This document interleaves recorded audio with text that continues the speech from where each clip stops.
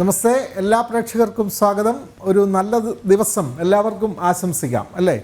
അപ്പോൾ ഇന്ന് വളരെ പ്രത്യേകതകളുള്ള ദിവസമാണ്. പ്രത്യേകിച്ചും നാളെ മണ്ഡലകാലം ആരംഭിക്കുന്നു. അപ്പോൾ ഇന്ന് വൈകിട്ട് ശബരിമല നട തുറക്കുന്നു എന്നുള്ളത് വളരെ പ്രധാനപ്പെട്ട ഒരു കാര്യം കൂടിയാണ്. അതുകൊണ്ട് നിരവധി വാർത്തകളുണ്ട്. നമുക്ക് പ്രധാന വാർത്തയിലേക്ക് പോകാം. ഞാൻ MK വിനോദ്. ഞാൻ ദേവിക ബൈജു. അതോടൊപ്പം തന്നെ വിനോദ്, നമുക്കറിയാം ശബരിമലയെ സംബന്ധിച്ചിടത്തോളം വളരെ പ്രധാനപ്പെട്ട ഒരു ദിവസം കൂടിയാണ്. ഇന്ന് വൈകിട്ട് നട തുറക്കുകയാണ്. നമുക്കറിയാം വലിയ തീർച്ചയായും. അപ്പോൾ നമുക്ക് സന്നിധാനത്തേക്ക് തന്നെ ആദ്യം പോകാം. പ്രത്യേകിച്ചും അയ്യപ്പൻ്റെ നടയിൽ നിന്ന് തന്നെ വാർത്തകൾ ആരംഭിക്കുന്നത് വലിയ ഒരു അനുഗ്രഹം തന്നെയാണ്.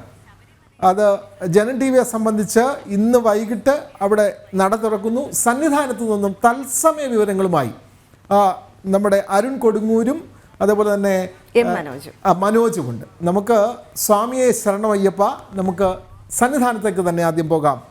അരുൺ കൊടുങ്ങൂര്, മനോജ്, രണ്ടുപേർക്കും സ്വാമി ശരണം.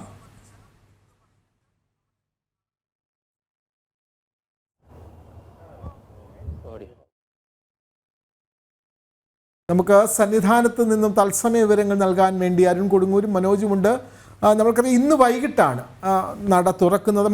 മണ്ഡലകാലത്തിന് വേണ്ടി ഇന്ന് വൈകിട്ട് നട തുറക്കുന്നു. തന്ത്രിമാരുടെ സാന്നിധ്യത്തിൽ മേൽശാന്തിയാണ് തിരുനട തുറക്കുന്നത്. ശരി, അരുൺ കൊടുങ്ങൂർ അവിടെ നിന്ന് ചേരുന്നുണ്ട്. അരുൺ, ഇപ്പോഴവിടുത്തെ അവസ്ഥ എന്താണ്? ശബരിമലയിൽ ഭക്തരുടെ ഒഴുക്ക് ഉണ്ടായേക്കാമെന്നാണ് കരുതുന്നത് അല്ലേ?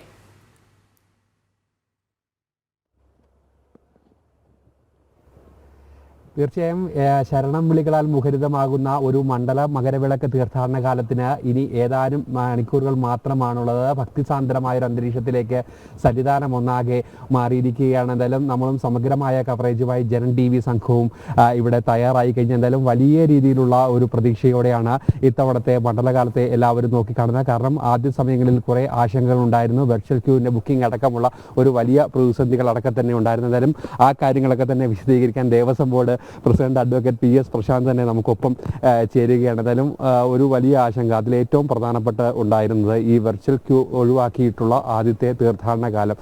അത് തന്നെയാണല്ലേ ഏറ്റവും പ്രധാനപ്പെട്ട ഒരു കാര്യമായി? സ്വാമിയെ ശരണമയ്യപ്പ, ഇവിടേക്ക് എത്തുന്ന ഭക്തജനങ്ങൾക്ക് എല്ലാ സൗകര്യങ്ങളും ഒരുക്കി വലിയ ഒരുക്കങ്ങളാണ് സർക്കാരിൻ്റെയും ദേവസ്വം ബോർഡിൻ്റെയും നേതൃത്വത്തിൽ നടത്തിയിരിക്കുന്നത്.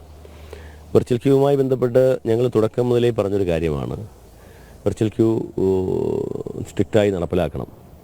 അത് കേവലം വരുമാനമല്ല നമ്മുടെ ഉദ്ദേശം, മറിച്ച് ഭക്തരുടെ സുരക്ഷയും കൂടിയാണ്. അതുകൊണ്ടാണ് വെർച്വൽ ക്യൂ കമ്പൽസറി ആക്കി നമ്മൾ മുന്നോട്ട് പോകാൻ തീരുമാനിച്ചത്. പക്ഷേ അതുകൊണ്ടുള്ള ഒരു ഗുണം മാധ്യമങ്ങളുടെയും എല്ലാവരുടെയും ഒക്കെ തന്നെ ഒരു നല്ല പ്രചരണം കിട്ടിയതിൻ്റെ ഭാഗമായി ആദ്യത്തെ 10-12 ദിവസം സത്യത്തിൽ ഇപ്പോൾ വെർച്വൽ ക്യൂ നിറഞ്ഞിരിക്കുകയാണ്. പിന്നെ ഞങ്ങൾ പറഞ്ഞതുപോലെ ഇവിടേക്ക് എത്തുന്ന ഒരു ഭക്തനും മാലയിട്ട് നോമ്പ് നോറ്റ് വ്രതം പിടിച്ച് ഇവിടെ എത്തുന്ന ഒരു ഭക്തനും ഭഗവാന്റെ ദർശനം കിട്ടാതെ തിരിച്ചു പോകുന്നൊരു സ്ഥിതിവിശേഷം ഉണ്ടാകില്ല. അത് ഞങ്ങൾ പ്രതിജ്ഞാബദ്ധമാണ്. അപ്പോൾ മാത്രമല്ല, ഇവിടേക്ക് വരുന്ന ഭക്തർക്ക് പരമാവധി സൗകര്യങ്ങൾ ഒരുക്കാനാണ് ഞങ്ങൾ ശ്രമിക്കുന്നത്. നിങ്ങൾക്കറിയാവുന്നതുപോലെ തന്നെ പാരിസ്ഥിതികമായ വെല്ലുവിളികളും ഭൂമിശാസ്ത്രപരമായ ഒട്ടേറെ പരിമിതികളുമുള്ളൊരു ക്ഷേത്രമാണ് ഇത് നഗരമധ്യത്തിലിരിക്കുന്ന ഒരു ക്ഷേത്രമല്ല. അപ്പോൾ അതുകൊണ്ട് തന്നെ എങ്കിലും ആ പരിമിതികളിൽ നിന്നുകൊണ്ട് പരമാവധി സൗകര്യങ്ങൾ ഒരുക്കുവാനാണ് ഞങ്ങൾ ശ്രമിച്ചിരിക്കുന്നത്. കഴിഞ്ഞ പ്രാവശ്യത്തേക്കാൾ കുറച്ചുകൂടി, കഴിഞ്ഞ പ്രാവശ്യത്തെ ചെറിയ ചെറിയ വീഴ്ചകളുണ്ട്, അതെല്ലാം പഠിച്ചുകൊണ്ട് തന്നെ കുറച്ചുകൂടി സൗകര്യങ്ങൾ ഒരുക്കുവാൻ ആത്മാർത്ഥമായി ദേവസ്വം ബോർഡും സർക്കാരും ശ്രമിച്ചിട്ടുണ്ട്.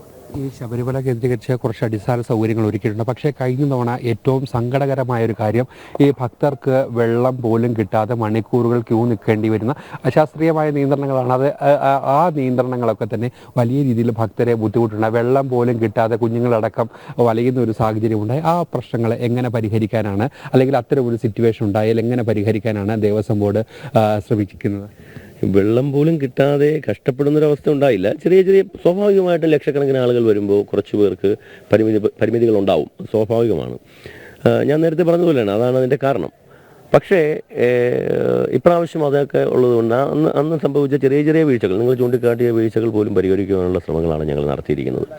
ഒന്ന്, പമ്പയിൽ കഴിഞ്ഞ പ്രാവശ്യം നമുക്ക് തിരക്ക് കൂടിയപ്പോൾ കുറച്ച് ഭക്തജനങ്ങൾക്ക് ഈ പറയുന്ന വെയിലേറ്റൊരു 12 മണിയോടൊക്കെ കഷ്ടപ്പെടേണ്ട ഒരു അവസ്ഥ വന്നിട്ടുണ്ട്. പക്ഷേ അതിനൊക്കെ പരിഹാരം കണ്ടുകൊണ്ട് തന്നെ ഇപ്പോൾ 9 നടപ്പന്തലുകൾ ഞങ്ങളിപ്പോൾ ഒരുക്കിയിട്ടുണ്ട്. കഴിഞ്ഞ പ്രാവശ്യം 3 ഉണ്ടായിരുന്നു, ഇപ്പോൾ 9 ഒരുക്കിയിട്ടുണ്ട്. അപ്പോൾ തന്നെ സ്വാഭാവികമായി അതിൽ തന്നെ ഒരു 4000 പേർക്ക് വരി നിൽക്കുവാനുള്ളൊരു, വെയിലേൽക്കാതെ നിൽക്കുവാനുള്ളൊരു ക്രമീകരണം ഞങ്ങൾ ഉണ്ടാക്കിയിട്ടുണ്ട്. കൂടാതെ രാമമൂർത്തി മണ്ഡപം, പ്രളയത്തിന് മുമ്പുണ്ടായിരുന്ന രാമമൂർത്തി മണ്ഡപം, അതിന് സമാനമായ രീതിയിലുള്ളൊരു ജർമ്മൻ പന്തൽ ഒരു 3000 പേർക്ക് വിരിവയ്ക്കുവാനുള്ള സംവിധാനം ഞങ്ങളിവിടെ ഒരുക്കിയിട്ടുണ്ട്. പിന്നെ നിലയ്ക്കലാണെങ്കിലും ശരി തന്നെ അവിടെയും ഒരു ടാറ്റ ഞങ്ങൾക്ക് നേരത്തെ തന്നെ നിർമ്മിച്ച് നൽകിയ വിരിഷെഡുണ്ട്. അതിൽ തന്നെ 5000 പേർക്ക് കിടക്കാം. കൂടാതെ ഇപ്പോൾ ഒരു 2500-3000 പേർക്ക് കിടക്കാനുള്ള ഒരു ജർമ്മൻ മുതൽ അവിടെയും ഒരുക്കിയിട്ടുണ്ട്. അവിടെ ഈ ശുദ്ധജലത്തിൻ്റെ പ്രശ്നമില്ല, കാരണം അവിടെ പ്ലാസ്റ്റിക്കിന് നിരോധനമില്ല. പക്ഷേ ഇവിടെയാണ് പ്ലാസ്റ്റിക്കിന് നിരോധനമുള്ളത്. അതുകൊണ്ട് തന്നെ ഞങ്ങൾ ഇങ്ങോട്ട് വരുമ്പോൾ ഈ നടപ്പന്തലിൽ ഇപ്പം തന്നെ കിയോസ്കുകൾ വെച്ചിട്ടുണ്ട്. ഇറങ്ങി വരാൻ ബുദ്ധിമുട്ടുള്ള ജ്യോതി നഗർ അവിടെയൊക്കെ പരമാവധി ടാപ്പുകൾ വെച്ചുകൊണ്ട് തന്നെ ഭക്തരിലേക്ക് തന്നെ വെള്ളം നേരിട്ടെത്തിക്കുവാനുള്ള ക്രമീകരണങ്ങൾ നടത്തിയിട്ടുണ്ട്. കുറച്ചുകൂടി വേഗത്തിൽ എത്തിക്കുവാൻ വേണ്ടിയിട്ടുള്ള ദിവസവേതനക്കാരെ ഞങ്ങൾ നിയമിച്ചിട്ടുണ്ട്. പിന്നെ ലഘുഭക്ഷണങ്ങൾ ഞങ്ങൾ കരുതിയിട്ടുണ്ട്. ഒട്ടേറെ ക്രമീകരണങ്ങൾ മുൻ വർഷത്തിൽ നിന്നും കൂടുതൽ ഞങ്ങൾ ഒരുക്കിയിട്ടുണ്ടെന്നാണ് വിചാരിക്കുന്നത്. പിന്നെ അരവണയുടെ കാര്യത്തിൽ വലിയ തിരക്ക് കൂടിയപ്പോൾ കഴിഞ്ഞ പ്രാവശ്യം കുറച്ചൊന്ന് നിയന്ത്രിച്ച് കൊടുക്കേണ്ടി വന്നിട്ടുണ്ട്. പക്ഷേ അതിന് പകരമായി അതിനൊരു ക്രമീകരണം എന്നുള്ള നിലയിൽ, മുൻകരുതൽ എന്നുള്ള നിലയിൽ ഏതാണ്ട് 40 ലക്ഷത്തോളം അരവണ ഞങ്ങൾ കരുതൽ ശേഖരമായി നിർമ്മിച്ച് കഴിഞ്ഞിരിക്കുന്നു. പിന്നെ ഭക്തർക്ക് വേണ്ടിയിട്ടുള്ള സുരക്ഷയുടെ കാര്യത്തിൽ കഴിഞ്ഞ പ്രാവശ്യവും ഒരു ഇൻഷുറൻസ് പദ്ധതി ഉണ്ടായിരുന്നു. പക്ഷേ അതൊരു ക്രിസ്റ്റൽ ക്ലിയർ ആയിരുന്നില്ല. പക്ഷേ അത് കൃത്യമായി 5 ലക്ഷം രൂപ, അപകടമരണത്തിൽ മരണപ്പെടുന്നവർക്ക് ഒരു 5 ലക്ഷം രൂപ ഒരു പ്രീമിയവും ഇല്ലാതെ തന്നെ ദേവസ്വം ബോർഡ് കൃത്യമായി പ്രീമിയം അടച്ചുകൊണ്ട് മരണം അങ്ങനെ സംഭവിക്കാതിരിക്കട്ടെ, ഭൗതിക ശരീരം വീട്ടിലെത്തിക്കുവാനുള്ള കേരളത്തിനകത്താണെങ്കിൽ 30,000 രൂപ വരെയും, കേരളത്തിന് പുറത്താണെങ്കിൽ 1 ലക്ഷം രൂപ വരെയും ദേവസ്വം ബോർഡ് കൊടുക്കും. പിന്നീട് യുണൈറ്റഡ് ഇൻഷുറൻസ് കമ്പനി ഞങ്ങൾക്ക് റീംബേസ് ചെയ്യും. ആ രീതിയിലാണ്. കാരണം യുണൈറ്റഡ് ഇൻഷുറൻസ് കമ്പനിയുമായി ബന്ധപ്പെട്ടാണെങ്കിൽ റീംബേസ് വരുമ്പോൾ സമയമെടുക്കുന്നതുകൊണ്ടാണ് ഞങ്ങൾ നേരിട്ട് തന്നെ അത് ചെയ്യുന്നത്. അങ്ങനെയുള്ള ചെറിയ ചെറിയ കാര്യങ്ങളിൽ പോലും പരമാവധി സൗകര്യങ്ങൾ ഒരുക്കുക ഞങ്ങൾ ശ്രദ്ധിച്ചിട്ടുണ്ട്. ഇന്നിപ്പം സാറിന് 5 മണിക്കാണ് നട തുറക്കുന്നത്. ആ നട തുറക്കുന്ന ഒരു സമയത്തിൽ കൂടി മാറ്റം വരുന്നുവെന്ന് അറിയുന്നു. അതെങ്ങനെയാണ്? ഞങ്ങൾ യഥാർത്ഥത്തിൽ കഴിഞ്ഞ പ്രാവശ്യം നട തുറക്കുമ്പോൾ 16 മണിക്കൂർ മാത്രമേ ഉണ്ടായിരുന്നുള്ളൂ കഴിഞ്ഞ വൃശ്ചിക മാസത്തിൽ. അപ്പോൾ പരമാവധി ഭക്തർക്ക് ദർശനം കൊടുക്കണം. ഞങ്ങൾ ബഹുമാനപ്പെട്ട തന്ത്രിയുമായി സംസാരിച്ചപ്പോൾ, കണ്ഠരര് രാജീവരുമായി സംസാരിച്ചപ്പോൾ അദ്ദേഹം പറഞ്ഞത് പരമാവധി ഭക്തർ തൊഴുതു പോകട്ടെ എന്നുള്ള വിശാലമായൊരു കാഴ്ചപ്പാടാണ് അദ്ദേഹം പുലർത്തിയത്. അതുകൊണ്ട് തന്നെ ഞങ്ങൾക്ക് 18 മണിക്കൂർ രാവിലെ കൃത്യം ഇന്ന് വൈകുന്നേരം 4 മണിക്ക് നട തുറക്കും. അദ്ദേഹത്തിൻ്റെ നേതൃത്വത്തിൽ, കണ്ഠരര് രാജീവരുടെ നേതൃത്വത്തിൽ പുതിയ മേൽശാന്തി ചുമതലയേൽക്കും. ഹരിവരാസനം കഴിഞ്ഞ് പഴയ മേൽശാന്തി പടിയിറങ്ങി പിന്നെ പാറമേക്കാവിലേക്ക്, അവിടെ നിന്നാണ് അദ്ദേഹം കെട്ടി മല കയറിയത്, അതുകൊണ്ട് അങ്ങോട്ടേക്ക് പോവും. കൃത്യം രാവിലെ വൃശ്ചികം 1 രാവിലെ 3 മണിക്ക് തന്നെ നട തുറക്കും. 1 മണിക്ക് ഉച്ചപൂജ കഴിഞ്ഞതിന് ശേഷം നട അടയ്ക്കും. കൃത്യം 3 മണിക്ക് വീണ്ടും ഉച്ചയ്ക്ക് ശേഷം നട തുറക്കും, രാത്രി 11 മണി വരെ. അങ്ങനെ 18 മണിക്കൂറാണ് നമ്മൾ ക്രമീകരിച്ചിരിക്കുന്നത്. പരമാവധി ഭക്തരെ, ഇപ്പോൾ സ്വാഭാവികമായി ഉച്ചയ്ക്ക് 1 മണിയാകുമ്പോൾ കുറച്ച് ഭക്തർ കൂടി തൊഴുവാൻ ബാക്കിയുണ്ടെങ്കിൽ അത് ചിലപ്പോൾ ഒരു 10-15 മിനിറ്റ് കൂടി ഞങ്ങൾക്ക്, കാരണം പരമാവധി ആളുകളെ കടത്തി വിടണം. രാത്രി 11 മണി കഴിയുമ്പോൾ ചിലപ്പോൾ സ്വാഭാവികമായും കുറച്ചുകൂടി കൊണ്ട് തൊഴുവാനും, അങ്ങനെ അതിനൊക്കെ സഹകരിക്കുന്നൊരു തന്ത്രിയും പിന്നെ മേൽശാന്തിമാരും ഒക്കെ തന്നെയാണ് ഇവിടെ ഉള്ളത്. അവരോട് ഞങ്ങൾ കടപ്പെട്ടിരിക്കുന്നു. അങ്ങനെ എല്ലാ മേഖലയിലും പരമാവധി ഭക്തർക്ക് ദർശനം കിട്ടാൻ വേണ്ടിയിട്ടുള്ള ക്രമീകരണങ്ങളാണ് ഞങ്ങൾ ഒരുക്കുന്നത്. വളരെയധികം നന്ദി ഈ തിരക്കുള്ള സമയത്ത് ചിരൺ ടിവിയോട് പ്രതികരിച്ചത്. ഏതായാലും വിപുലമായ ക്രമീകരണങ്ങൾ ദേവസ്വം ബോർഡ് എടുത്തിരിക്കുന്നു എന്നാണ് ദേവസ്വം ബോർഡ് പ്രസിഡന്റ് പറഞ്ഞിരിക്കുന്നത്. മനോജ് കൂടി നമുക്കൊപ്പം ചേരുകയാണ്. കഴിഞ്ഞ തവണയൊക്കെ ഈ അടിസ്ഥാന സൗകര്യങ്ങൾ, കഴിഞ്ഞ മാസപൂജയ്ക്ക് മനോജായിരുന്നു ഇവിടെ ഉണ്ടായിരുന്നത്. ആ സമയത്ത് വലിയൊരു ബുദ്ധിമുട്ട്, മാസപൂജയ്ക്ക് പോലും തീർത്ഥാടകർക്ക് വലിയൊരു ബുദ്ധിമുട്ടുണ്ടാകുന്ന ഒരവസ്ഥ. ആ കാര്യങ്ങളാണ് നമ്മളിപ്പോൾ ദേവസ്വം ബോർഡ് പ്രസിഡന്റിനോട്, ആ പ്രശ്നങ്ങൾക്കൊക്കെ തന്നെ പരിഹാരമുണ്ടായി എന്നാണ് ദേവസ്വം ബോർഡ് പ്രസിഡന്റ് ഇപ്പോൾ പറയുന്നത്. തീർച്ചയായും ഈ തുലാമാസ പൂജയ്ക്ക് സാധാരണ എത്തുന്നതിനേക്കാൾ ഭക്തർ ഇവിടേക്ക് എത്തി. അന്ന് അവരെ നിയന്ത്രിക്കാൻ കൃത്യമായിട്ടുള്ള പോലീസ് സംവിധാനം, അല്ലെങ്കിൽ അവർക്ക് ആവശ്യമായിട്ടുള്ള കുടിവെള്ളം, ലഘുഭക്ഷണം, ഇതൊന്നും തന്നെ കിട്ടാതെ അവർ വലിയ ബുദ്ധിമുട്ട് നേരിടുന്ന ഒരു സാഹചര്യം ഉണ്ടായി. അപ്പോൾ അതിനൊക്കെ പരിഹാരം കാണുമെന്നാണ് എന്തായാലും ദേവസ്വം ബോർഡിന്റെ ഭാഗത്തു നിന്ന് അറിയിച്ചിട്ടുള്ളത്. ഈ ഒരു സീസണിൽ, അതായത് നിരവധി ഭക്തജനങ്ങൾ ഇങ്ങോട്ടേക്ക് എത്തും. അതോടൊപ്പം തന്നെ അവർക്ക് ദർശനം 70,000 പേർക്ക് വെർച്വൽ ക്യൂ ആയിട്ടും, അതോടൊപ്പം തന്നെ 10,000 പേർക്ക് സ്പോട്ട് ബുക്കിംഗ്, അതായത് ഇവിടെ എത്തി ബുക്ക് ചെയ്ത് കയറാം എന്നുള്ള രീതിയിലാണ് ഏർപ്പെടുത്തിയിട്ടുള്ളത്. അത് എത്രത്തോളമാണ് ഭക്തർക്ക് സൗകര്യപ്രദമാകുക എന്നുള്ളത് ഇനി വരുന്ന ദിവസങ്ങളിലാണ് നമുക്ക് മനസ്സിലാക്കുക. കാരണം ലക്ഷങ്ങൾ ഇവിടേക്ക് എത്തിക്കൊണ്ടിരുന്നു ദിവസേന. അപ്പോൾ ഇത് ഓൺലൈൻ സംവിധാനം വഴി ആക്കുമ്പോൾ അത് എത്രത്തോളമാണ് സൗകര്യപ്രദമാകുക, അതോടൊപ്പം തന്നെ അവർക്ക് വേണ്ട ഭക്ഷണം, അതോടൊപ്പം കുടിവെള്ളം, ഇതെല്ലാം സൗകര്യം ഒരുക്കിയിട്ടുണ്ട് എന്നാണ് അറിയിച്ചിട്ടുള്ളത്. ഇനി വരുന്ന ദിവസങ്ങളിലാണ് അത് നമുക്ക് മനസ്സിലാക്കാൻ സാധിക്കുക. എന്തായാലും ഇന്ന് വൈകിട്ടോടു കൂടി തന്നെ പുതിയ മേൽശാന്തി ഇങ്ങോട്ടേക്ക് എത്തുകയാണ്. അദ്ദേഹം മഠത്തിൽ നിന്നും, അതായത് കൊല്ലം പള്ളിക്കീഴിലെ മഠത്തിൽ നിന്നും കെട്ടുനിറ ചടങ്ങുകളൊക്കെ ആയി ഇന്ന് രാവിലെയോടുകൂടി അവിടെ നിന്ന് തിരിക്കുമെന്നാണ് അറിയിച്ചിട്ടുള്ളത്. എന്തായാലും ഇന്ന് വൈകിട്ടോടുകൂടി തന്നെ അദ്ദേഹവും ഒപ്പം മാളികപ്പുറം മേൽശാന്തിയും ഇവിടേക്ക് എത്തും. ഇന്ന് തന്നെ ചുമതലയേൽക്കും. എന്തായാലും നാളെയോടുകൂടി അദ്ദേഹമാണ് ഈ വൃശ്ചിക പുലരിയിൽ അയ്യപ്പനെ, അതായത് ഭക്തജന സാന്നിധ്യം അറിയിച്ചുകൊണ്ട് തന്നെ ഈ നട തുറക്കുക. എന്തായാലും ആ ഒരു ശുഭകരമായിട്ടുള്ള നിമിഷങ്ങളിലേക്കാണ് നാം ഇന്നും അതോടൊപ്പം നാളെ പുലർച്ചെയും പോവുക. അതിൽ തന്നെ ഇന്ന് ഉച്ചയ്ക്ക് 1 മണിയോടുകൂടി തന്നെയാണ് പമ്പയിൽ നിന്നും ഈ ഭക്തജനങ്ങളെ ഇങ്ങോട്ടേക്ക് കടത്തിവിടുക. തുടർന്ന് കൃത്യമായും, അതായത് നിയന്ത്രണത്തോടു കൂടി തന്നെയായിരിക്കും ഈ ഒരു ദർശനമൊക്കെ ഏർപ്പെടുത്തുക എന്ന് അറിയിച്ചിട്ടുണ്ട്. നിയന്ത്രണങ്ങളൊക്കെ പറയുമ്പോൾ നാളെ ഈ ഒരു സമയം അല്ലെങ്കിൽ വൈകുന്നേരം ഈ സമയമാകുമ്പോൾ ഇവിടേക്കും നിൽക്കാൻ പറ്റാത്ത ഒരവസ്ഥയിലേക്ക് കാര്യങ്ങൾ പോകും. കാരണം നമുക്കറിയാം ഒരു വലിയ ഒരു ഭക്തജന പ്രവാഹം ഇത്തവണയും ഉണ്ടാകുമെന്നുള്ള കാര്യത്തിൽ യാതൊരു തരത്തിലുള്ള സംശയവുമില്ല. എല്ലാവിധ ഒരുക്കങ്ങളും പൂർത്തിയായിക്കൊണ്ട്, എല്ലാവിധ ക്രമീകരണങ്ങളും പൂർത്തിയായിക്കൊണ്ട് സന്നിധാനം എല്ലാം ഒരുങ്ങിക്കഴിഞ്ഞിരിക്കുന്നു. എന്തായാലും ശരണം വിളികളാൽ മുഖരിതമാകുന്ന, എങ്ങും ശരണം വിളികളാൽ മുഖരിതമാകുന്ന എല്ലാ നാട് വഴികളും എല്ലാം തന്നെ ശരണം വിളികളാൽ മുഖരിതമാകുന്ന ആ ഒരു സന്നിധാനം ഒരുങ്ങിക്കഴിഞ്ഞിരിക്കുകയാണ്. എന്തായാലും ഭക്തരെ സംബന്ധിച്ചോളം ഏറ്റവും വ്രതശുദ്ധി ചേർന്ന, ഏറ്റവും പുണ്യം നിറഞ്ഞ, ഏറ്റവും പവിത്രമായ ഒരു നാളുകളിലൂടെയാണ് ഇനി കടന്നു പോകുന്നത്. കാരണം അത്രയേറെ ഭവ്യമായ ഒരു അനുഭവം ഭക്തർക്ക് നൽകുന്ന ഒരു തീർത്ഥാടന കാലമാകട്ടെ ഇത്. കഴിഞ്ഞ തവണയൊക്കെ തന്നെ വലിയ രീതിയിലുള്ള പ്രതിസന്ധികൾ ഭക്തർക്ക് ഉണ്ടായിരുന്നു. ആ പ്രശ്നങ്ങളൊക്കെ തന്നെ നമ്മൾ ഓരോ നിമിഷവും ചൂണ്ടിക്കാട്ടിയിരുന്നു. ആ പ്രശ്നങ്ങൾ പരിഹരിച്ചുകൊണ്ട് ഇത്തവണയും മുന്നോട്ട് പോകുമെന്നാണ് ദേവസ്വം ബോർഡ് അധ്യക്ഷൻ തന്നെ ഇപ്പോൾ ജനൻ ടിവിയോട് വ്യക്തമാക്കിയിരിക്കുന്നത്. തീർച്ചയായും തുലാമാസത്തെ അവസാനത്തെ ദിവസം അവിടെ നിൽക്കാനുള്ള ഭാഗ്യം ജനൻ ടിവിക്കാണ് ലഭിച്ചത്. അത് അരുൺ കൊടുങ്ങൂരും മനോജിലൂടെയും നമുക്ക് സാധ്യമായിരിക്കുന്നു എന്നുള്ളതാണ്. ആ സന്നിധാനത്ത് Devaswom board president PS Prasanth ആ സന്നിധാനത്തെ ഏറ്റവും അവസാനത്തെ ഒരുക്കം ജനൻ ടിവിയുമായി പങ്കുവച്ചു. ഒരുപക്ഷെ ശബരിമലയിലെ പ്രശ്നങ്ങൾ ഏറ്റവും കൂടുതൽ ഭക്തരിലേക്ക് എത്തിക്കുന്നത് ജനൻ ടിവിയാണ്. സ്വാഭാവികമായും ദേവസ്വം ബോർഡ് പ്രസിഡന്റിൻ്റേതടക്കമുള്ള വിമർശനങ്ങൾ, അല്ലേ, അദ്ദേഹത്തിനെതിരെയുള്ള വാർത്തകൾ, അദ്ദേഹത്തിനെതിരെയല്ല, അവിടെ നടക്കുന്ന അയ്യപ്പ ഭക്തർ നേരിടുന്ന പ്രശ്നങ്ങൾ ഏറ്റവും കൂടുതൽ ഭക്തരിലേക്കും പ്രേക്ഷകരിലേക്കും എത്തിക്കുന്ന ജനൻ ടിവിയാണ്. പക്ഷേ ദേവസ്വം ബോർഡ് പ്രസിഡന്റിൻ്റെ പ്രതികരണം കൂടി നമുക്ക് ഈ പുലർവേളയിൽ നമുക്ക് നൽകാൻ കഴിഞ്ഞു എന്നുള്ളത് ഒരു മഹാഭാഗ്യം തന്നെയാണ്. ഇനി നിലയ്ക്കലിൽ നിന്ന് മിഥുൻ മുരളി ചേരുന്നുണ്ട്. മിഥുൻ, നമുക്കറിയാം ഇനി ഒരു മാസക്കാലം എന്ന് പറയുന്നത് ആത്മസംതൃപ്തിയുടെയും ഭക്തിയുടെയും എല്ലാം കാലമാണ്.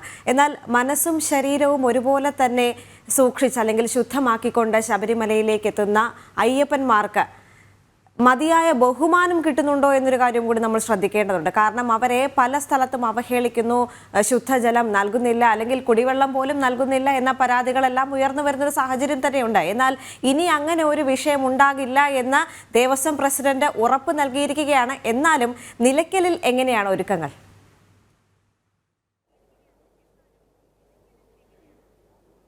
ദേവിക, വിനോദ്, സുപ്രഭാതം. ഒപ്പം സ്വാമിയെ ശരണമയ്യപ്പ. എന്തായാലും തീർത്ഥാടന കാലത്തിന് ഒരുങ്ങുകയാണ് ശബരിമല തീർത്ഥാടനത്തിന്റെ പ്രധാന ഇടത്താവളമായ നിലയ്ക്കൽ.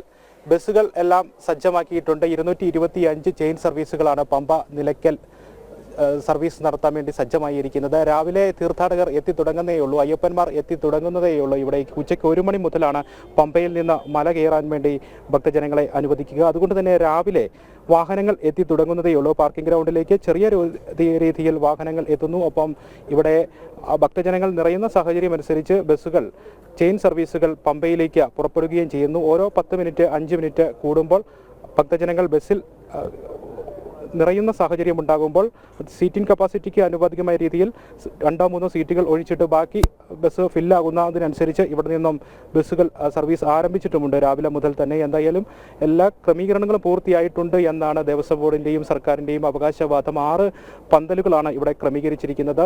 വിവിധ ഭാഗങ്ങളിലായിട്ട് KSRTC സ്റ്റാൻഡിന് സമീപത്ത് ഒരു ജർമ്മൻ സാങ്കേതികവിദ്യയിലുള്ള പന്തൽ ഉൾപ്പെടെ സജ്ജമാക്കിയിട്ടുണ്ട്. 6000 ആളുകൾക്ക് വിശ്രമിക്കുന്നതിനുള്ള സാഹചര്യം ഇവിടെ ഒരുക്കിയിട്ടുണ്ട് എന്നാണ് അവകാശവാദം. ഒപ്പം ടോയ്ലറ്റ്, പാർക്കിംഗ് സൗകര്യം, ഭക്ഷണ സൗകര്യം ഉൾപ്പെടെയുള്ള കാര്യങ്ങൾ എല്ലാം സജ്ജമാക്കുന്നത് നിലയ്ക്കലാണ്. പ്രധാനമായും പമ്പയ്ക്ക് 2018 പ്രളയത്തിന് ശേഷം പമ്പയിൽ നിന്ന് ശബരിമല തീർത്ഥാടനത്തിൻ്റെ ആ ഇടത്താവളം എന്ന രീതിയിൽ പമ്പയിലെ സൗകര്യങ്ങൾ കൂടി നിലയ്ക്കലേക്ക് മാറ്റിയപ്പോൾ കൃത്യമായി തന്നെ പാർക്കിങ്ങും വിശ്രമവും ഭക്ഷണവും ഉൾപ്പെടെയുള്ള ടോയ്ലറ്റ് സൗകര്യം ഉൾപ്പെടെയുള്ള എല്ലാ കാര്യങ്ങളും ക്രമീകരിക്കേണ്ടത് നിലയ്ക്കലാണ്. ഇത്തരത്തിലുള്ള ക്രമീകരണങ്ങൾ ഒരുക്കി എന്ന് പറയുന്നു. അത് എത്രത്തോളം പ്രാവർത്തികമാകും, ഭക്തജനങ്ങൾക്ക് ഉപകാരപ്രദമാകും, അലോസരമില്ലാതെ ഭക്തജനങ്ങൾക്ക് ഉപയോഗിക്കാനാകും എന്നുള്ളതൊക്കെ ഇനിയുള്ള ദിവസങ്ങളിൽ കണ്ടറിയേണ്ടത് തന്നെയാണ്.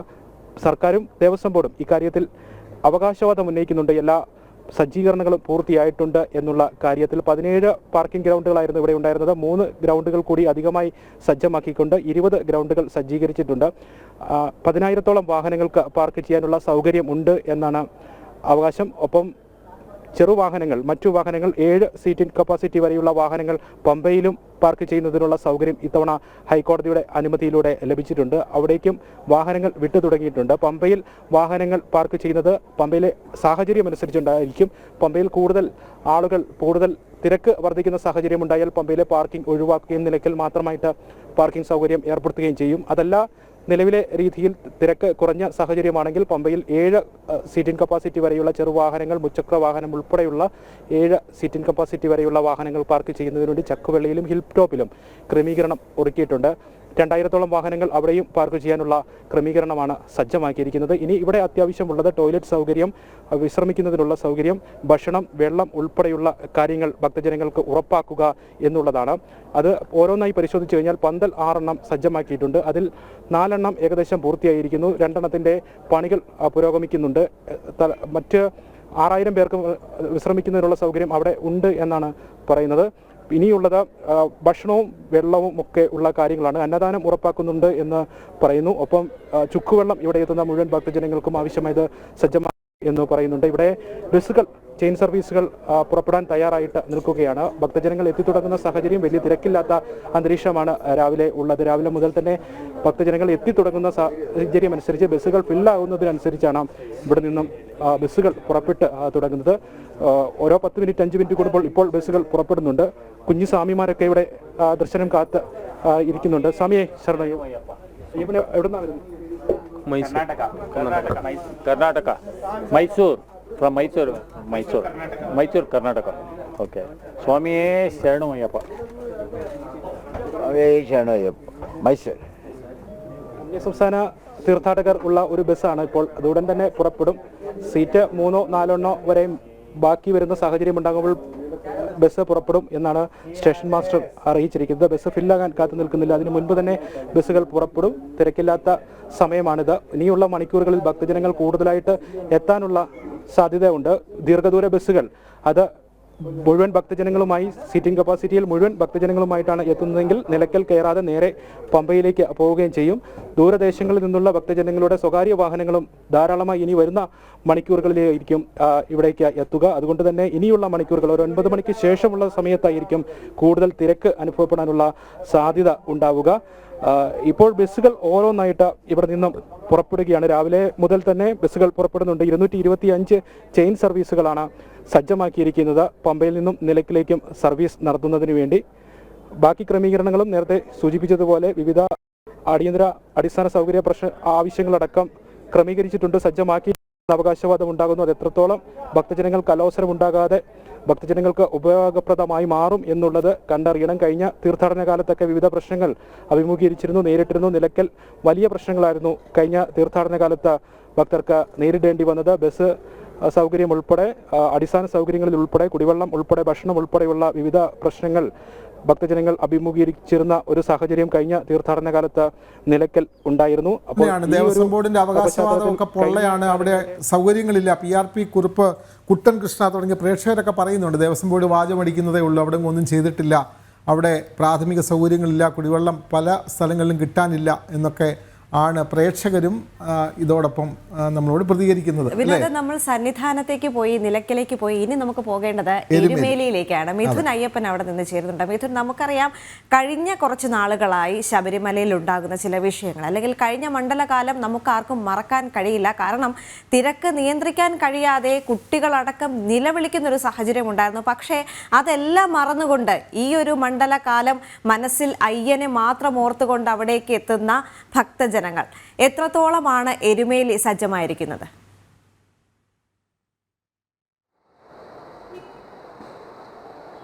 തീർച്ചയായും നമ്മൾ ശബരിമലയിൽ എത്തുന്ന ഭക്തജനങ്ങളെ സംബന്ധിച്ചിടത്തോളം നമുക്ക് വ്യക്തമായി പറയാൻ കഴിയും. ഓരോ തവണയും മല കയറുമ്പോൾ നമുക്ക് വളരെ കഠിനമാണെന്ന് തോന്നും. അതുപോലെ തന്നെ ശബരിമലയ്ക്കുള്ള പാതയും ഇവിടുത്തെ തിരക്കും അതുപോലെ തന്നെ വഴികളിലെല്ലാം അനുഭവപ്പെടുന്ന മറ്റു ബുദ്ധിമുട്ടുകളെല്ലാം വളരെയേറെ ക്ലേശകരമായി മനസ്സിനെ ബാധിക്കുമെങ്കിലും പിന്നീട് ദർശനം പൂർത്തിയാക്കി മടങ്ങുമ്പോൾ അടുത്ത തവണ വീണ്ടും വരണമെന്നുള്ള ഒരു ആഗ്രഹത്തോടു കൂടിയാണ് ഇവിടുന്നുള്ള ഓരോ ഭക്തരും മടങ്ങാറ്. പക്ഷേ ഓരോ തവണയും ദുരിതങ്ങൾ ഇരട്ടിക്കുന്നു എന്നല്ലാതെ മറ്റൊന്നും പറയാനില്ല എന്നുള്ളത് തന്നെയാണ് ശബരിമല തീർത്ഥാടകരെ സംബന്ധിച്ച് നമുക്ക് പറയാൻ കഴിയുന്നത്. ശബരിമലയുമായി ബന്ധപ്പെട്ടുള്ള ഏതൊരു പ്രശ്നങ്ങളും തിരക്കാകട്ടെ അല്ലെങ്കിൽ തന്നെ ട്രാഫിക് പ്രശ്നങ്ങളാകട്ടെ അടിസ്ഥാന സൗകര്യ പ്രശ്നങ്ങളാകട്ടെ ആദ്യം പ്രതിഫലിക്കുന്നത് എരുമേലിയിലാണ്. അവിടെ തന്നെയാണ് ഞാനിപ്പോൾ നിൽക്കുന്നത്. എരുമേലി ഇപ്പോൾ സജീവമായി കഴിഞ്ഞു. വിവിധ ദേശങ്ങളിൽ നിന്നുള്ള അയ്യപ്പ ഭക്തന്മാർ ഇവിടേക്ക് എത്തി തുടങ്ങി. അയ്യപ്പന്മാർ പേട്ടതുള്ളലും ഒക്കെയായി ഇവിടെ സജീവമായി കൊണ്ടിരിക്കുകയാണ്. പക്ഷേ നമുക്ക് എടുത്തു പറയേണ്ടിയിരിക്കുന്നത് ഏറ്റവും ബുദ്ധിമുട്ടേറിയ അടിസ്ഥാന സൗകര്യ പ്രശ്നങ്ങൾ അലട്ടുകയാണ് ഇത്തരത്തിലുള്ള എരുമേലിയെ എന്നുള്ളത് തന്നെയാണ് പറയാൻ കഴിയുന്നത്. നമുക്കറിയാം കഴിഞ്ഞ ഏതാണ്ട് ഒരാഴ്ചയിലധികമായി എരുമേലിയിലെ വിവിധ പ്രശ്നങ്ങൾ പ്രേക്ഷകരിലേക്ക് എത്തിക്കുന്നുണ്ട്, ദേവസ്വം ബോർഡിന്റെ ശ്രദ്ധയിൽപ്പെടുത്തുന്നുണ്ട്, അധികൃതരെ ധരിപ്പിക്കുന്നുണ്ട് ജനം TV. പക്ഷേ ഈ നിമിഷം വരെയും അതിനും കാര്യക്ഷമമായിട്ടുള്ള ഒരു പരിഹാരം കാണാൻ ദേവസ്വം ബോർഡിന് സാധിച്ചിട്ടില്ല എന്നുള്ളത് തന്നെയാണ് എരുമേലിയുടെ നേർക്കാഴ്ച. കാരണം കഴിഞ്ഞ ദിവസം നമ്മൾ പറഞ്ഞതാണ് ദേവസ്വം ബോർഡിന്റെ ഏറ്റവും പ്രധാനപ്പെട്ട ശൗചാലയങ്ങളൊന്നും തന്നെ ലേലം പോയിട്ടില്ല എന്നുള്ളത് ഏറ്റവും പ്രധാനപ്പെട്ട ഒരു കാര്യമായിരുന്നു.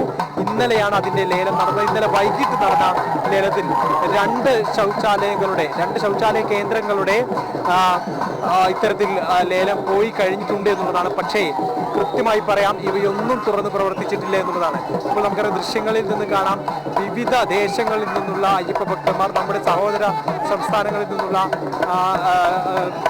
ഇതര സംസ്ഥാനങ്ങളിൽ നിന്നുള്ള അയ്യപ്പ ഭക്തന്മാരെല്ലാം തന്നെ എരുമേലിയിൽ വന്ന് തമ്പടിച്ചു കഴിഞ്ഞു.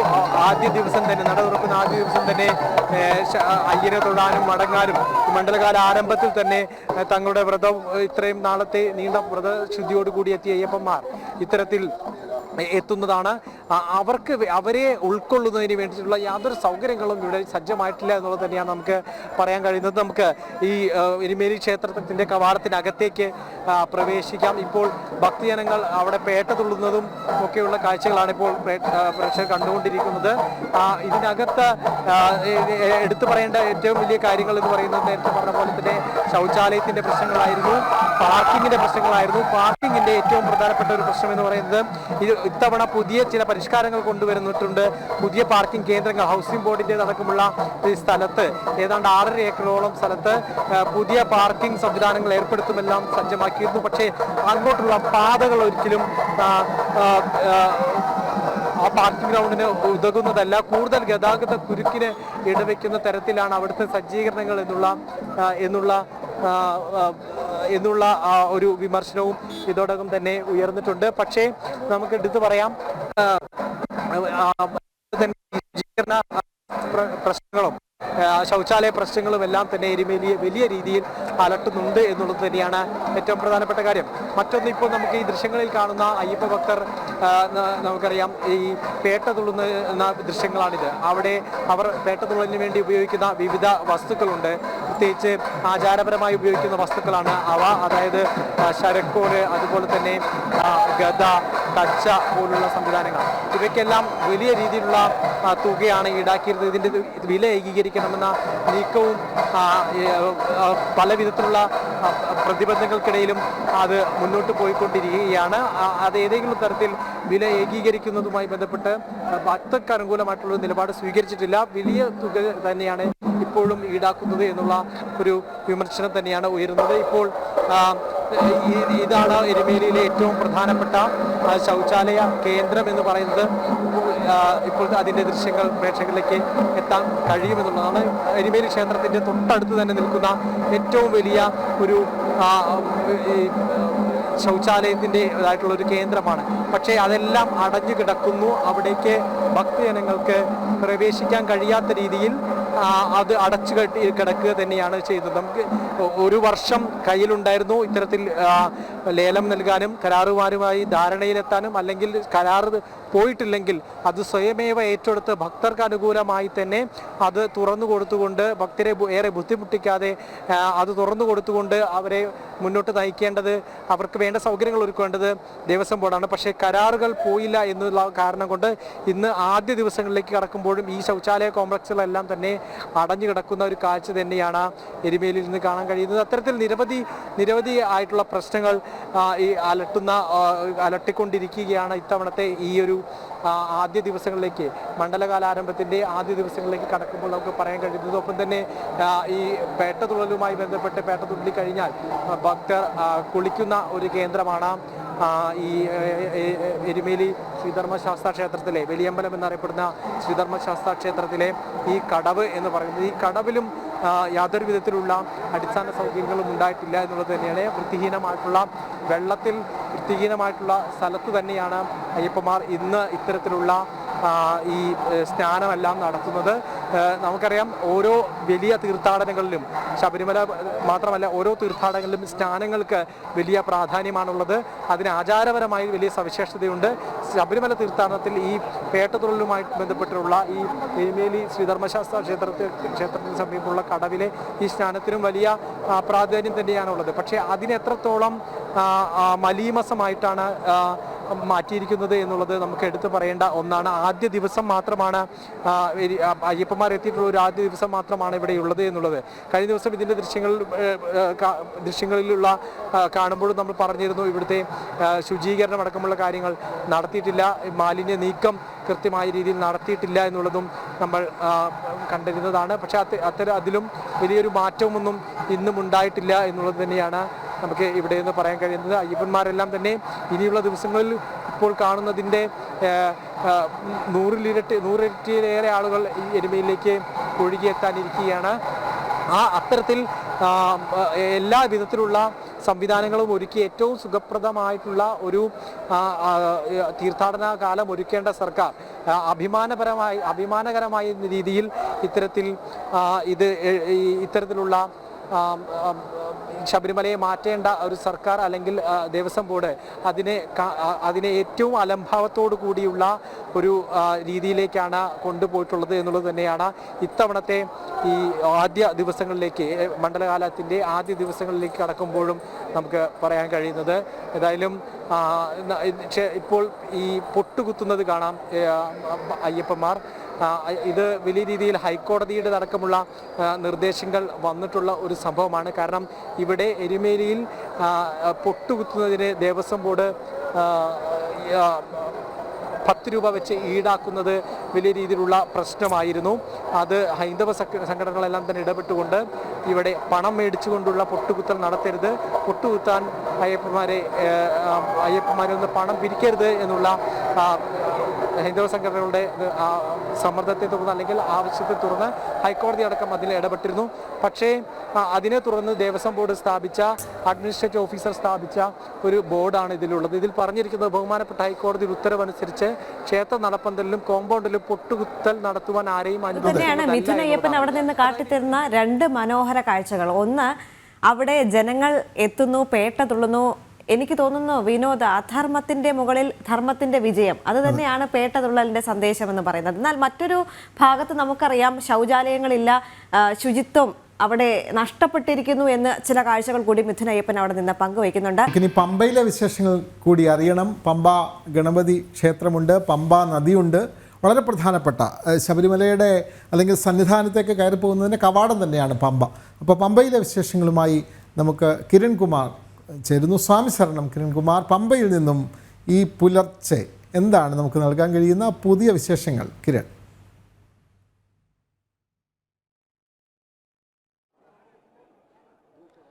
വിനോദ്, ഇന്നലെ രാത്രി മുതൽ തന്നെ നോക്കിക്കഴിഞ്ഞാൽ പമ്പയിലേക്ക് അയ്യപ്പന്മാർ ഒഴുകിയെത്തുന്ന ദൃശ്യങ്ങൾ തന്നെയാണ് കാണാൻ സാധിക്കുന്നത്. ഇന്നലെ ഇപ്പോൾ രാവിലെ നോക്കിയാൽ തന്നെ വലിയൊരു തിരക്ക് ഇപ്പോൾ അനുഭവപ്പെടുന്നുണ്ട്. നിലവിൽ പമ്പ ഗണപതി ക്ഷേത്രത്തിന് സമീപം വരെ മാത്രമാണ് അയ്യപ്പന്മാർക്ക് പ്രവേശനമുള്ളത്. ഉച്ചയ്ക്ക് 1 മണിയോടുകൂടി മാത്രമായിരിക്കും ഇവിടെ നിന്നും നീലിമലയിലേക്ക് സന്നിധാനത്തേക്ക് പിന്നീട് പ്രവേശനം അനുവദിക്കുകയുള്ളൂ. അതായത് നട തുറക്കുന്നതിന് ഏതാനും മണിക്കൂറുകൾക്ക് മുന്നോടിയായി മാത്രമായിരിക്കും അയ്യപ്പന്മാരെ കടത്തിവിടുകയുള്ളൂ. ഏതായാലും വെർച്വൽ ക്യൂ അതിൻ്റെ അടക്കമുള്ള വെർച്വൽ ക്യൂവിൻ്റെ ബുക്കിംഗ് അടക്കമുള്ള സംവിധാനങ്ങൾ ഒരുക്കിയിരിക്കുന്നത് പ്രധാനമായിട്ടും പമ്പയിൽ തന്നെയാണ്. 7ഓളം കൗണ്ടറുകളാണ് ഇവിടെ വെർച്വൽ ക്യൂവിൻ്റെ സംവിധാനത്തിന് വേണ്ടി ഒരുക്കിയിരിക്കുന്നത്. ഇപ്പോൾ നമുക്ക് ദൃശ്യങ്ങളിൽ കാണുന്ന പോലെ തന്നെ നിരവധി അയ്യപ്പന്മാരാണ് ഇന്നലെ രാത്രി മുതൽ തന്നെ പമ്പയിലേക്ക് എത്തി ഇവിടെ വിരിവെച്ച് കാത്തിരിക്കുന്ന ഒരു ദൃശ്യങ്ങൾ കാണാൻ സാധിക്കുന്നത്. എന്നിരുന്നാൽ പോലും ഈ മറ്റ് ചില ബുദ്ധിമുട്ടുകൾ, അതായത് അയ്യപ്പന്മാർക്ക് ഇപ്പോഴും അടിസ്ഥാനപരമായിട്ടുള്ള സൗകര്യങ്ങൾ